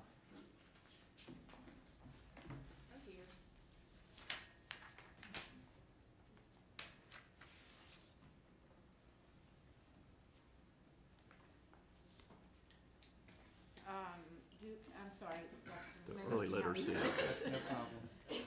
So we've heard so much about all of the work and successes with early literacy, and Dr. Ryan has convened her group of early literacy specialists who are helping districts across the state, and they've convened today for a conference downstairs. As you mentioned, the board members will have a chance to meet with them afterwards. But Dr. Ryan was going to give us an update on the early literacy specialists. I'm sorry, I missed that. That's why we're a team. You're good. I thought if nothing else, we'll do it downstairs. So we'll make it. It's okay. Thank you. Good morning. And I do have some folks here today. I'll get us started with an overview. But when we began this journey, there were a lot of questions about, most states are using their early literacy specialists or their coaches starting with low-performing schools. But when we talked about this in our journey, we talked about the importance of core and supporting all students, which is where we set up a systems approach for our literacy specialists. And so today, I will get us started with an overview, but then we also have our Assistant Director of Early Literacy, as well as Margaret Spicer and Abby King from Surrey County Schools, and Sarah Hessen from CMS, so that you can hear the difference, because we often hear, well, how do you do that with a large district and a small district? And so they're going to be able to talk about that. And then we have a guest joining us from Surrey County, Dr. Deanne Danley, who is their Assistant Superintendent of Curriculum Instruction, to support her folks while they're presenting today. But so the overview itself you'll see here, and you're going to hear voices from the field. The first slide here is just a quick reference to our org chart. We have specific folks who are coaches to our coaches to make sure that things are aligned. And then we have a specific group that are coaching letters specifically. So even the letters facilitators locally and what they're receiving. And so the importance of making sure that they're all receiving what they need is organized intentionally. And we continue to change that framework based on the needs. So you'll see we've added a data person who's also helping with that, because the more requests we get about the data and the reports that you need and what you have, we want to make sure that that's a priority. So we continue to look at that as we receive requests. So this is how the framework works. And you've seen the next slide before regarding the systems approach, how we support, we can't ensure or hold people accountable, but we wrap around with the district to help make sure that what we're sharing is aligned and gets to the districts as soon as possible. And our goal is to make sure that we're supporting with resources. Followed by that, you'll see here, we make sure that everything we are sharing Because we do have a large group now, about 135 of us from 13 to that, we have a hub. So if you miss something, it is there. Everybody's brought together, but the trainings once a month are the same for all early literacy specialists. So what happens in CMS or what is shared with CMS is also shared with Surrey. So we want to make sure that that information is transparent, and if you miss something, it's available. So lots of resources we've developed there behind the scenes. And then I believe, pass it over to Dr. Kelly Benheim, who will talk about next steps and where we are headed. Good morning. Thank you, Amy. I just want to begin with a very grateful heart for these early literacy specialist positions, and as well as their district points of contact who work with them and have made something work that we weren't sure at the beginning how it was going to work, and have done it very quickly. So to begin with, in order to ensure that we had a really strong investment on those early literacy specialists, we had to ensure we had a strong implementation. And for the Office of Early Learning, we centered our work around the 4 levers you see there on the left. So we've got educator leader knowledge, support processes, impact on educator and student learning, and then also data analysis, both quantitative and qualitative. All of the work that we do to support those levers works throughout that systems model you see on the right, making sure that everything we do fits within one of the 7 components in the system. We're working to ensure alignment from state all the way down to student. And without common levers and common systems around that work, it can fall apart. So we wanted to make sure we ensured that alignment from state to student. In an effort to kind of center our data conversations, we have the North Carolina Partnership Support Cycle. This is a very generic and broad cycle, and it was created that way intentionally. Early literacy specialists use this with their district point of contact to determine their best next steps. And like I said, it's left broad intentionally because we want districts determining how they look at their data and how they determine what their early literacy specialist needs to do next. And this tool enables that. So yes, they use it to take a look at student data, but they also look at other data. Do they have a lot of turnover in certain schools and coaches? Do their coaches need additional support? Do they have heavy populations of BTs in certain schools? And that may be as a school focus for the early literacy specialist. Again, we have 115 different districts with very different needs, so we had to keep the supports broad, but we also needed something to center the work so we could have a common conversation. This is the tracking time tool that our early literacy specialists use. They have 8 categories with sub-indicators, and every 2 weeks they complete this form for us to let us know how they're using our time. Our latest pull of the data you'll see there on the right shows that it aligns with exactly where we thought our early literacy specialists would be right now. They are building relationships at the district level and school level. They're building their own content capacity through the support we're providing, and then they're taking that content knowledge they're gathering and they're providing professional learning across their districts as their district points of contact see fit. And then finally, the Office of Early Learning created a literacy systems effectiveness check. So this is an effectiveness check that can be used from the district to the school level, but our early literacy specialists use it specifically with the schools that they directly support. So some of them support anywhere between 2 and 4 schools, depending on the size of their district.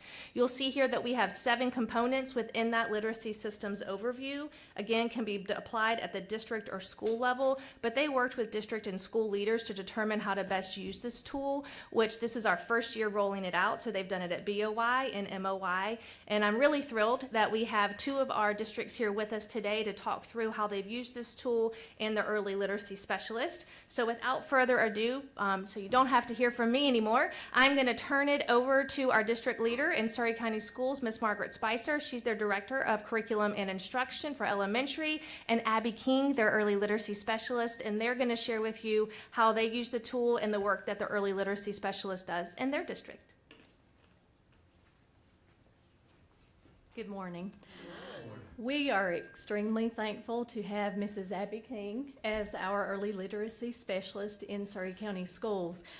As the Director of Elementary Curriculum and Instruction, it has been truly beneficial for me to be a part of the effectiveness checks completed by the early literacy specialist in our focus schools. So as we've met in our focus schools with those school level administrators, also with those school level coaches, what we've found as we've looked at those opportunities for growth in those schools is that those needs really paralleled needs across our district. So as we started working on action plans for those schools of focus, really we were working on action plan that would be district-wide. Just to give you an example of what that might look like, we knew that one particular area we needed to focus on was helping teachers understand how to schedule, plan, and implement interventions that would truly support student learning needs based on their individual data. So as we began to look at developing a plan for that, we knew that our teachers would need resources, but we would also have to continue to build their knowledge and their understanding. And in order to do that with one early literacy specialist, we knew we had to use her to begin to build leadership capacity in our district. And Mrs. King is going to talk to you about how we started building that leadership capacity using her role. Thank you all for this opportunity to share what is happening in Surrey County, but also throughout the entire state through this position. And so like Ms. Spicer talked about, one of our main priorities was building leadership capacity within the current systems that we had in place at the district.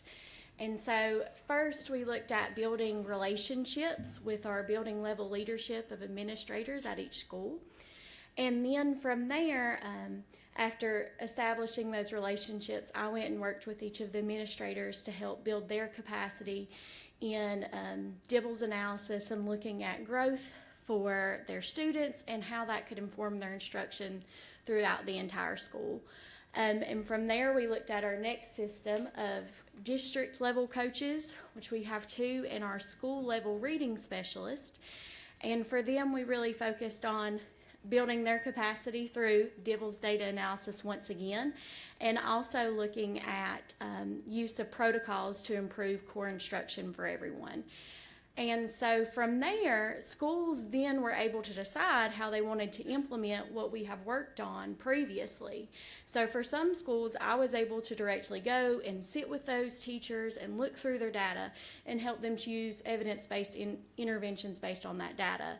But for other schools, the building level leadership and school personnel were directly able to accomplish that because of the leadership capacity we had built previously. And so we currently have 11 schools with 4 assistant principals and 2 district level coaches, meaning that the majority of our administrators do not have daily instructional support. So with this position and its flexibility, I'm able to scaffold and differentiate my support based on the systems that the district has and also any needs that we have from data. And so even if I cannot directly go and work with each teacher, by building leadership capacity, I can impact every student within this district in a positive way. And so each role will look different in each district because each district is different sizes and have different needs. And so now Ms. Sarah Hessen will tell us about her ELS role in the CMS district. Good morning, everyone. I'm Sarah Hessen, and again, I'm with Charlotte-Mecklenburg Schools. If we can scroll to that next slide.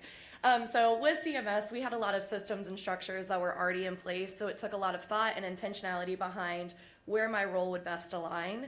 And once we were talking through this and processing everything, it was decided that my role, a lot of those requirements that I was going to be doing, supported a lot what our literacy specialists were already doing inside of our district. We have 8 literacy specialists currently, so that is the team that I'm working directly with and supporting.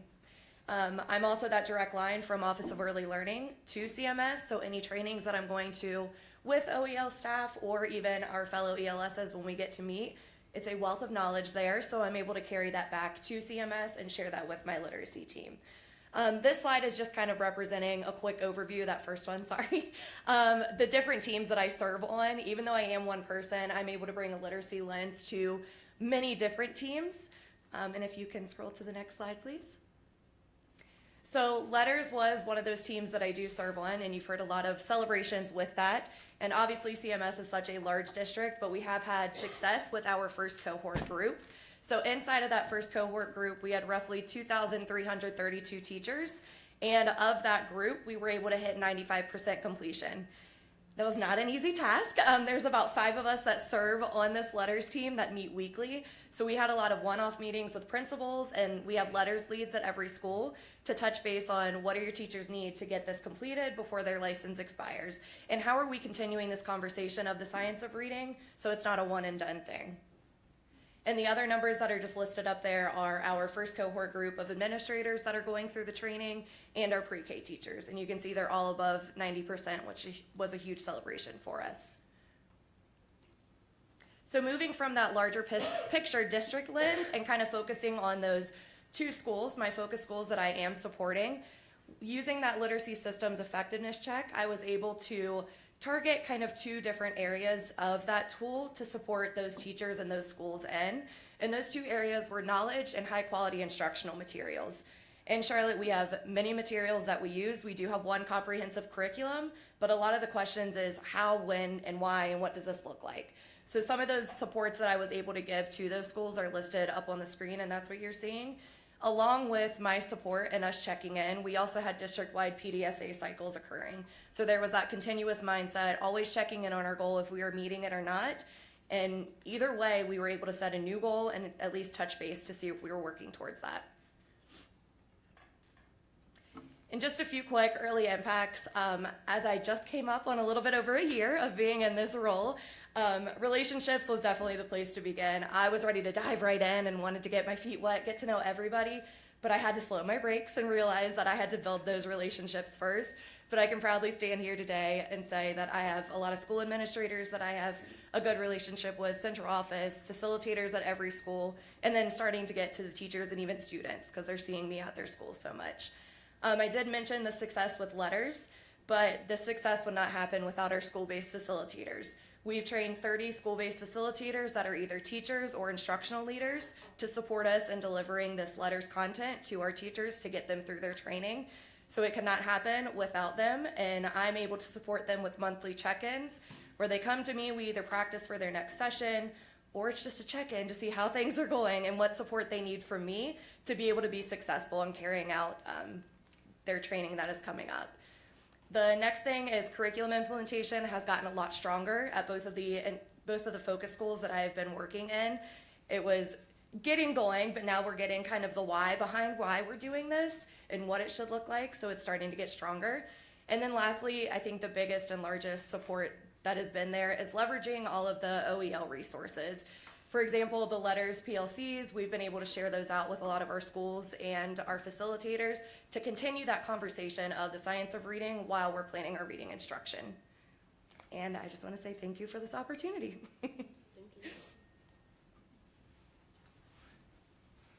So that's a quick glimpse into what happens, but when you talked about the regional support teams earlier, each of our regions has a consultant.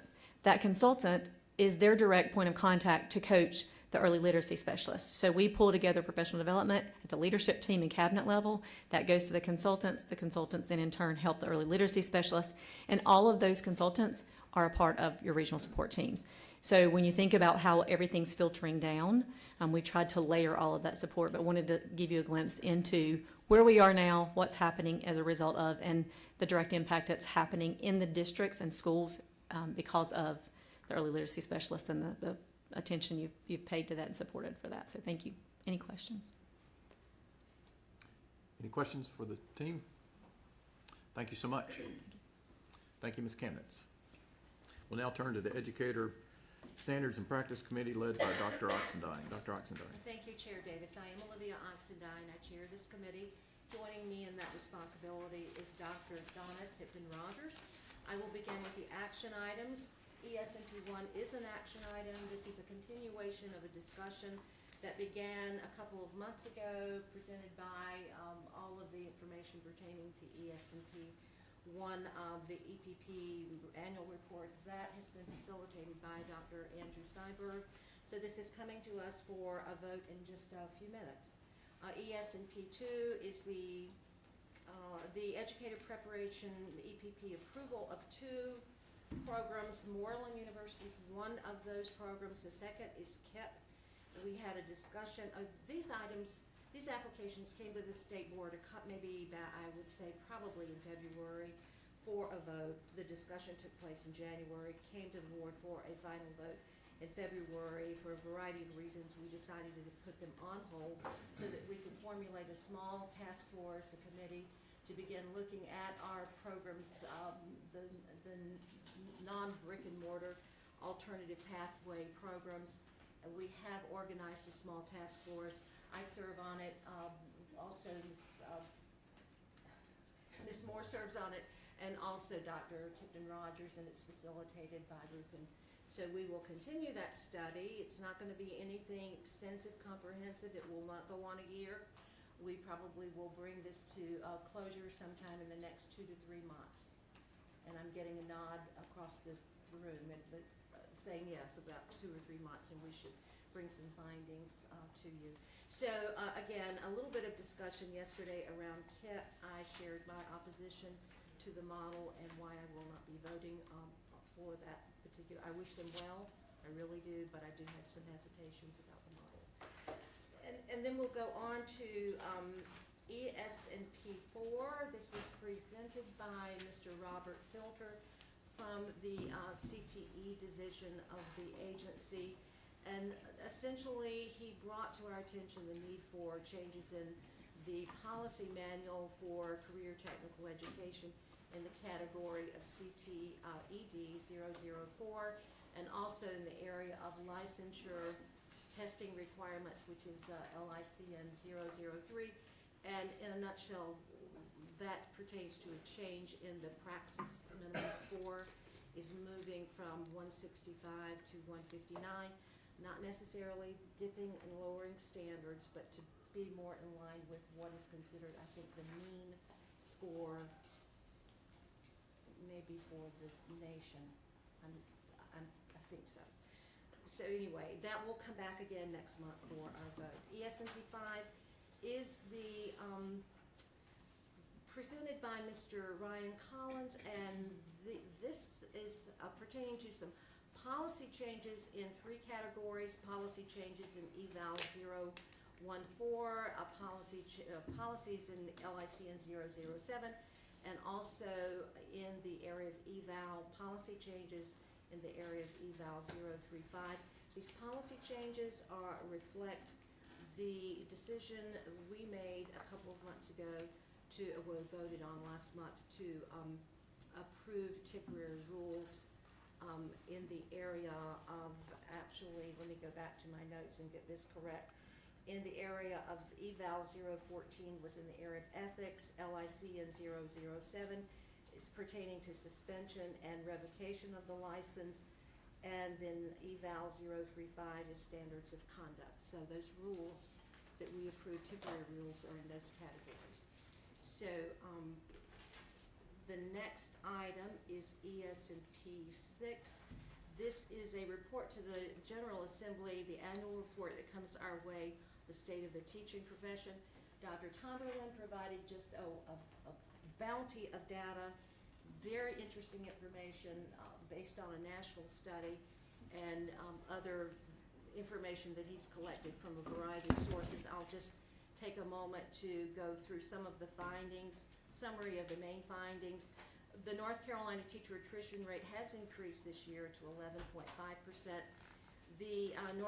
Our units, our districts, our PSUs, LEAs have been able to hire new teachers at the rate that exceeds the attrition rate. Other public sectors, including the North Carolina state government, have shown increases as well in the attrition rate. And the attrition rate in teacher attrition rate in North Carolina varies across the districts. And also, this has held true for several years. The attrition rates are high at the beginning of the career and high at the very end. The beginning of the career period is when that teacher is deciding, do I want it, do I not? And if they don't, they leave. And on the other end of the spectrum, it's the retirement that contributes to the attrition rate.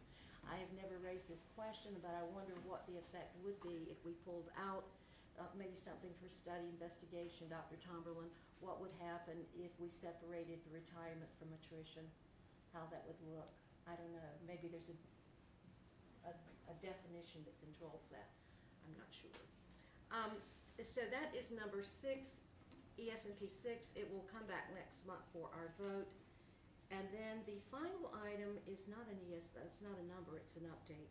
And this was an update presented by Julie Pittman, and she brought with her to the podium 2 additional individuals. There was Beth Metcalf, who is the Regional Beginning Teacher Support Director from the Southeast Region, and Summer Lewis, who is the director of the UNC College of Watson College of Education, who is the director of the University School Support Program. And out of that comes a lot of work out of those offices, come the coordination of student teachers. What I found fascinating in her discussion was how the College of Education, the Watson College of Education, is with those teachers from the time they decide to be a teacher throughout their clinical experience, their 16 weeks of clinical experience, and then on into their, the early years of their career, maybe the first couple of years. They do that through professional development after they have graduated and have their license or working toward their license. So it was, I think the term she used was an ecosystem, which caught my attention. So that concludes my report for April. So ES&P is bringing us 3 items, 1, 2, and 3, and we'll vote separately on ES&P 3. Any questions for Dr. Oxendine? Last is our Business Operations Committee, led by Vice Chair Duncan. Vice Chair Duncan. Thank you, Chair Davis. Along with John Blackburn, we lead this committee. We had 5 actions on first read. In our first action on first read, BizOp 1, we have 6 contracts. The first one was presented by Timothy Weiss, Risk Management and Cybersecurity staff. And this is a renewal of the CrowdStrike endpoint protection licenses, which is one of our primary cybersecurity approaches or uses in the department. This contract will be renewed for an additional year. Second item was presented by Jennifer Bennett, our Senior Director of School Business Administration. This was a contract amendment for the North Carolina Association of School Business Officials, or NCASBO. They have provided very valuable services to our various districts to support the chief financial officers in the districts around the state, and as was mentioned, starting to look at also provide some human resources support, which would also be important in many districts. So this is a contract that's been authorized by the legislature for $2.225 million a year, and it has been very helpful. I think the department has found it, and I know the districts have found it to be extremely helpful. Third contract is UNCG Serve. This is a contract that emanates from ESSER 3 funds. Alex Charles, our Senior Director of Office of Federal Programs, presented this. This provides additional resources for our homeless student population and work that's done from UNCG out of the Serve section of the UNCG Department of Education. This provides very valuable support and helps fill the gap as we're coming off of ESSER 3 funds and moving back to the funds that are available for support of our homeless students. As a reminder, we have, according to the latest numbers, 34,000 homeless students in the state of North Carolina. 34,000. So this is extremely important. It's always been extremely important to the board. We appreciate the work that's being done here and hope that we continue to provide appropriate resources such that we don't have gaps in serving these children. They already have enough gaps in their life. Our fourth contract is with Carolina Thomas Bus. This emanates from the Volkswagen settlement, the class action settlement funding. Kevin Harrison, our Director of School Transportation, reported on this. We had the ability to purchase 2 more clean school bus replacements because of last year we had 5 approved and 3 were actually purchased, 2 were not, they were waived. So we have the chance to purchase 2 more this year, and Cumberland County came forward and said they'd very much like to try to use these buses. And so they will be supporting, through the grant, we're getting support for these 2 school buses. We got a brief report on year 1. We have full implementation almost for a year now of a bus in Randolph County that's one of these electrical school replacement buses. And the report was positive. The biggest problem was with the charger. And so that's something that is correctable as we go forward and will be corrected. It's reasonable to assume the way transportation is going, we might well have many more of these buses over time. The question is, will the cost of these buses move closer to matching the cost of the non-electrical buses as we move forward, or non-electric buses? Contract 5, our 5th item, was presented by Dr. Rob Dietrich, our Senior Director in the Office of Digital Teaching and Learning. This was a contract amendment for Canvas Learning Management System. This is an extension of that contract. As I think we all know, the Canvas Learning Management contract is very important to our districts and is used a lot. Our last item was also presented by Dr. Dietrich, which was a contract renewal or amendment, for the International Society for Technology and Education, or ISTE. It's membership. That membership ends up providing a lot of services to our districts and to our department that would not otherwise be available to help enhance the services that we can provide in digital teaching and learning. Any questions on any of those contracts? As I take a deep breath. BizOp 2 is our Health Career Promotions Grant Awards. Trey Michael, our Senior Director of Career and Technical Education, presented this grant. The General Assembly authorized $1 million. It was not as circumscribed a grant as is often the case. So Dr. Michaels explained, or Trey explained, the framework that was worked out along with the business department for an appropriate grant application. That was put together, was a grant application process. There was a maximum of $20,000 per grant. Most districts applied for the full $20,000, consistent with the framework that was created. Some applied for a little bit less. This year, approximately, I don't have the exact number written down here, but it's approximately $670,000 was granted, which was less than the full million, but that remaining amount, the $330,000 or so, will carry over to year 2, where there will be another $1 million. It will be much better publicized for year 2, and so the expectation is that grant money will be utilized for the purpose intended, which is to increase opportunities in careers and health in all of our counties around the state, all of which need additional workers in this area. So we'll hear more about this when we get to year 2. BizOp 3 was approval of recommendation for additional after-school robotics program funding. Dr. Charles Aiken, our section chief in mathematics and science, presented this. You will recall we were able to allocate a little money at the recommendation of the department that was not otherwise being used for ESSER 3 funds to supplement this fund, because we had so many applications for this robotics program from elementary, middle, and high schools that we weren't able to fulfill them all. So Dr. Aiken, after that approval last month, took all the applications that had not been able to be serviced from the first grant cycle and quickly did a review of those in order to get 22 more schools actively involved in the process and funded with the additional funds that were made available, and reported on the excellent work that's being done in this area and how important it is and how popular it is for students to get an interest in STEM. And the statewide competition, as a reminder, there is one this weekend at ECU in Greenville, and there will be a lot of people there for it, so it'll be, I'm sure, entertaining and fun and a great learning experience. BizOp 4 was school allotment manual policy. We continue to amend these as we keep thinking we're at the end and we're not, but Jennifer Bennett again reported on this.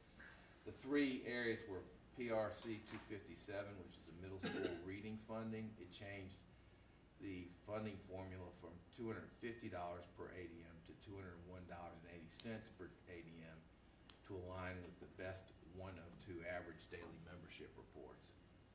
The second area was PRC 110, which will relate to the 21st Century Community Learning Center grants. And essentially, it changed the maximum allotment from $400,000 to $500,000. And I'm summarizing these because it's about 100 pages in your material, so I'm bringing it down to the bare essence. PRC 115, the school improvement funds. In the current model, the federal school improvement funding supports supports comprehensive support and improvement schools and innovative partnership grants. The amendment broadens the flexibility so that within the policy it allow funding support for targeted support and improvement schools, and that's important because there's greater emphasis on TSI schools as we move forward. So that allows a broader use of the funding. Biz Op 5, our last report, or action item, again, Jennifer Bennett reported on. This is a very brief, this is a macro report of the ESSER funding expenditures today. It's not the detailed report that will come at other times, the monitoring reports. It is just a macro report, essentially, of the amount of money being spent versus the amount of money being available. So it's not nearly as detailed a report as otherwise can be made available, but it complies with the General Assembly request. We had brief available updates on contracts, both executed and planned, and on our monthly budget report, all of which were included in your materials. And that concludes our committee's report, Mr. Chair. So the BizOp committee is bringing us 5 items for action today. Any questions of Vice Chair Duncan on the BizOp committee report? This is Treasurer Falwell. Does the chairman know of any opposition to anything that he's presented? I do not. Thank you. Any other questions? Okay, hearing none, thank you to our committee chairs. That concludes discussion of our agenda items. We'll now vote on any item requiring action from your committee reports. In addition, we'll vote on the 81 limited license and 23 initial professional license recommendations received in closed session yesterday. We will vote separately on EICS 2 and ESNP 3. Are there any other requests to remove any item from the action or action on first reading agendas for separate vote? Hearing none, I request a motion to approve the following.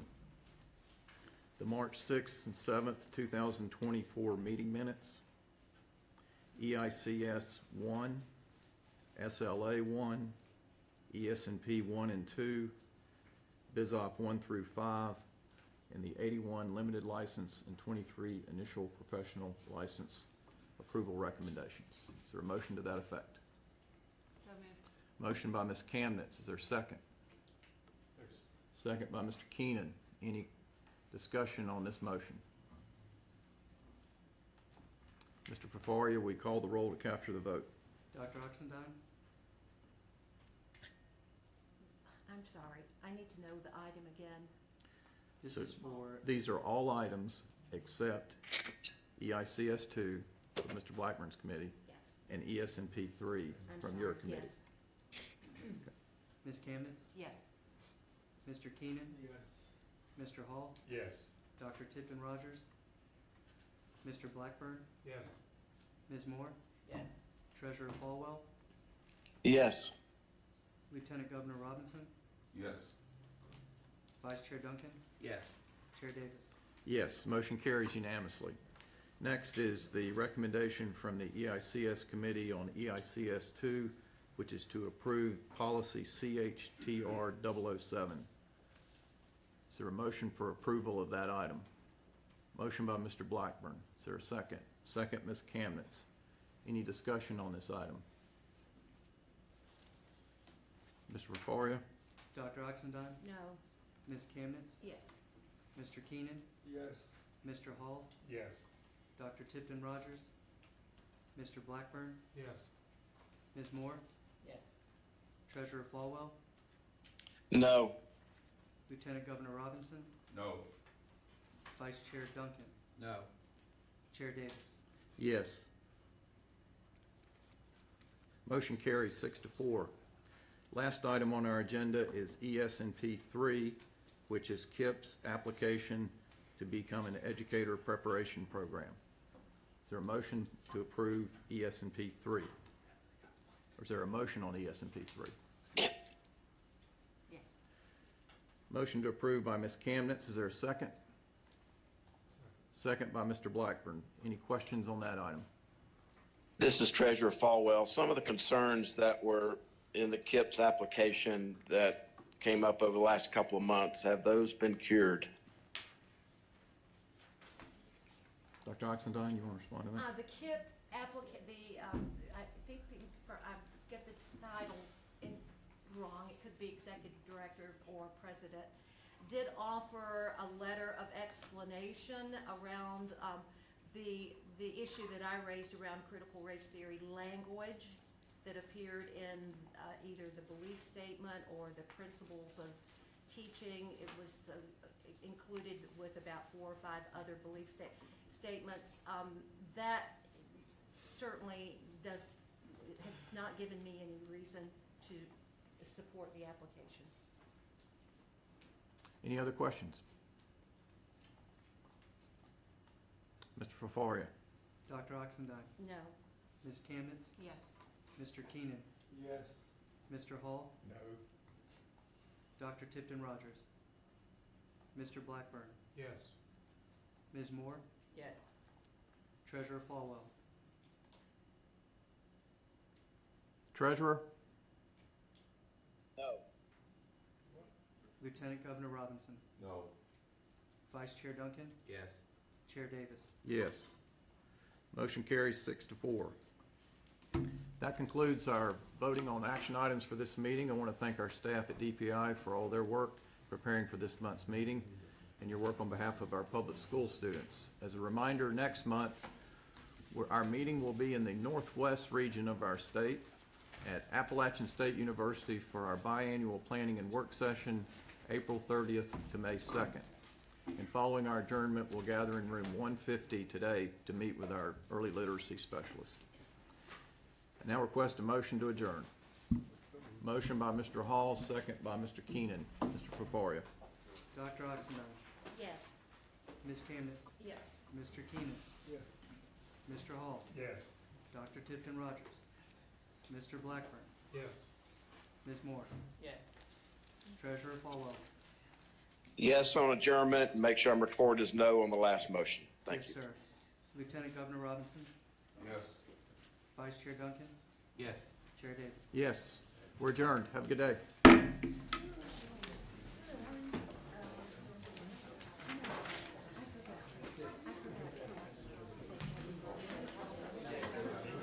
Today your birthday? Oh, terrific. Happy birthday.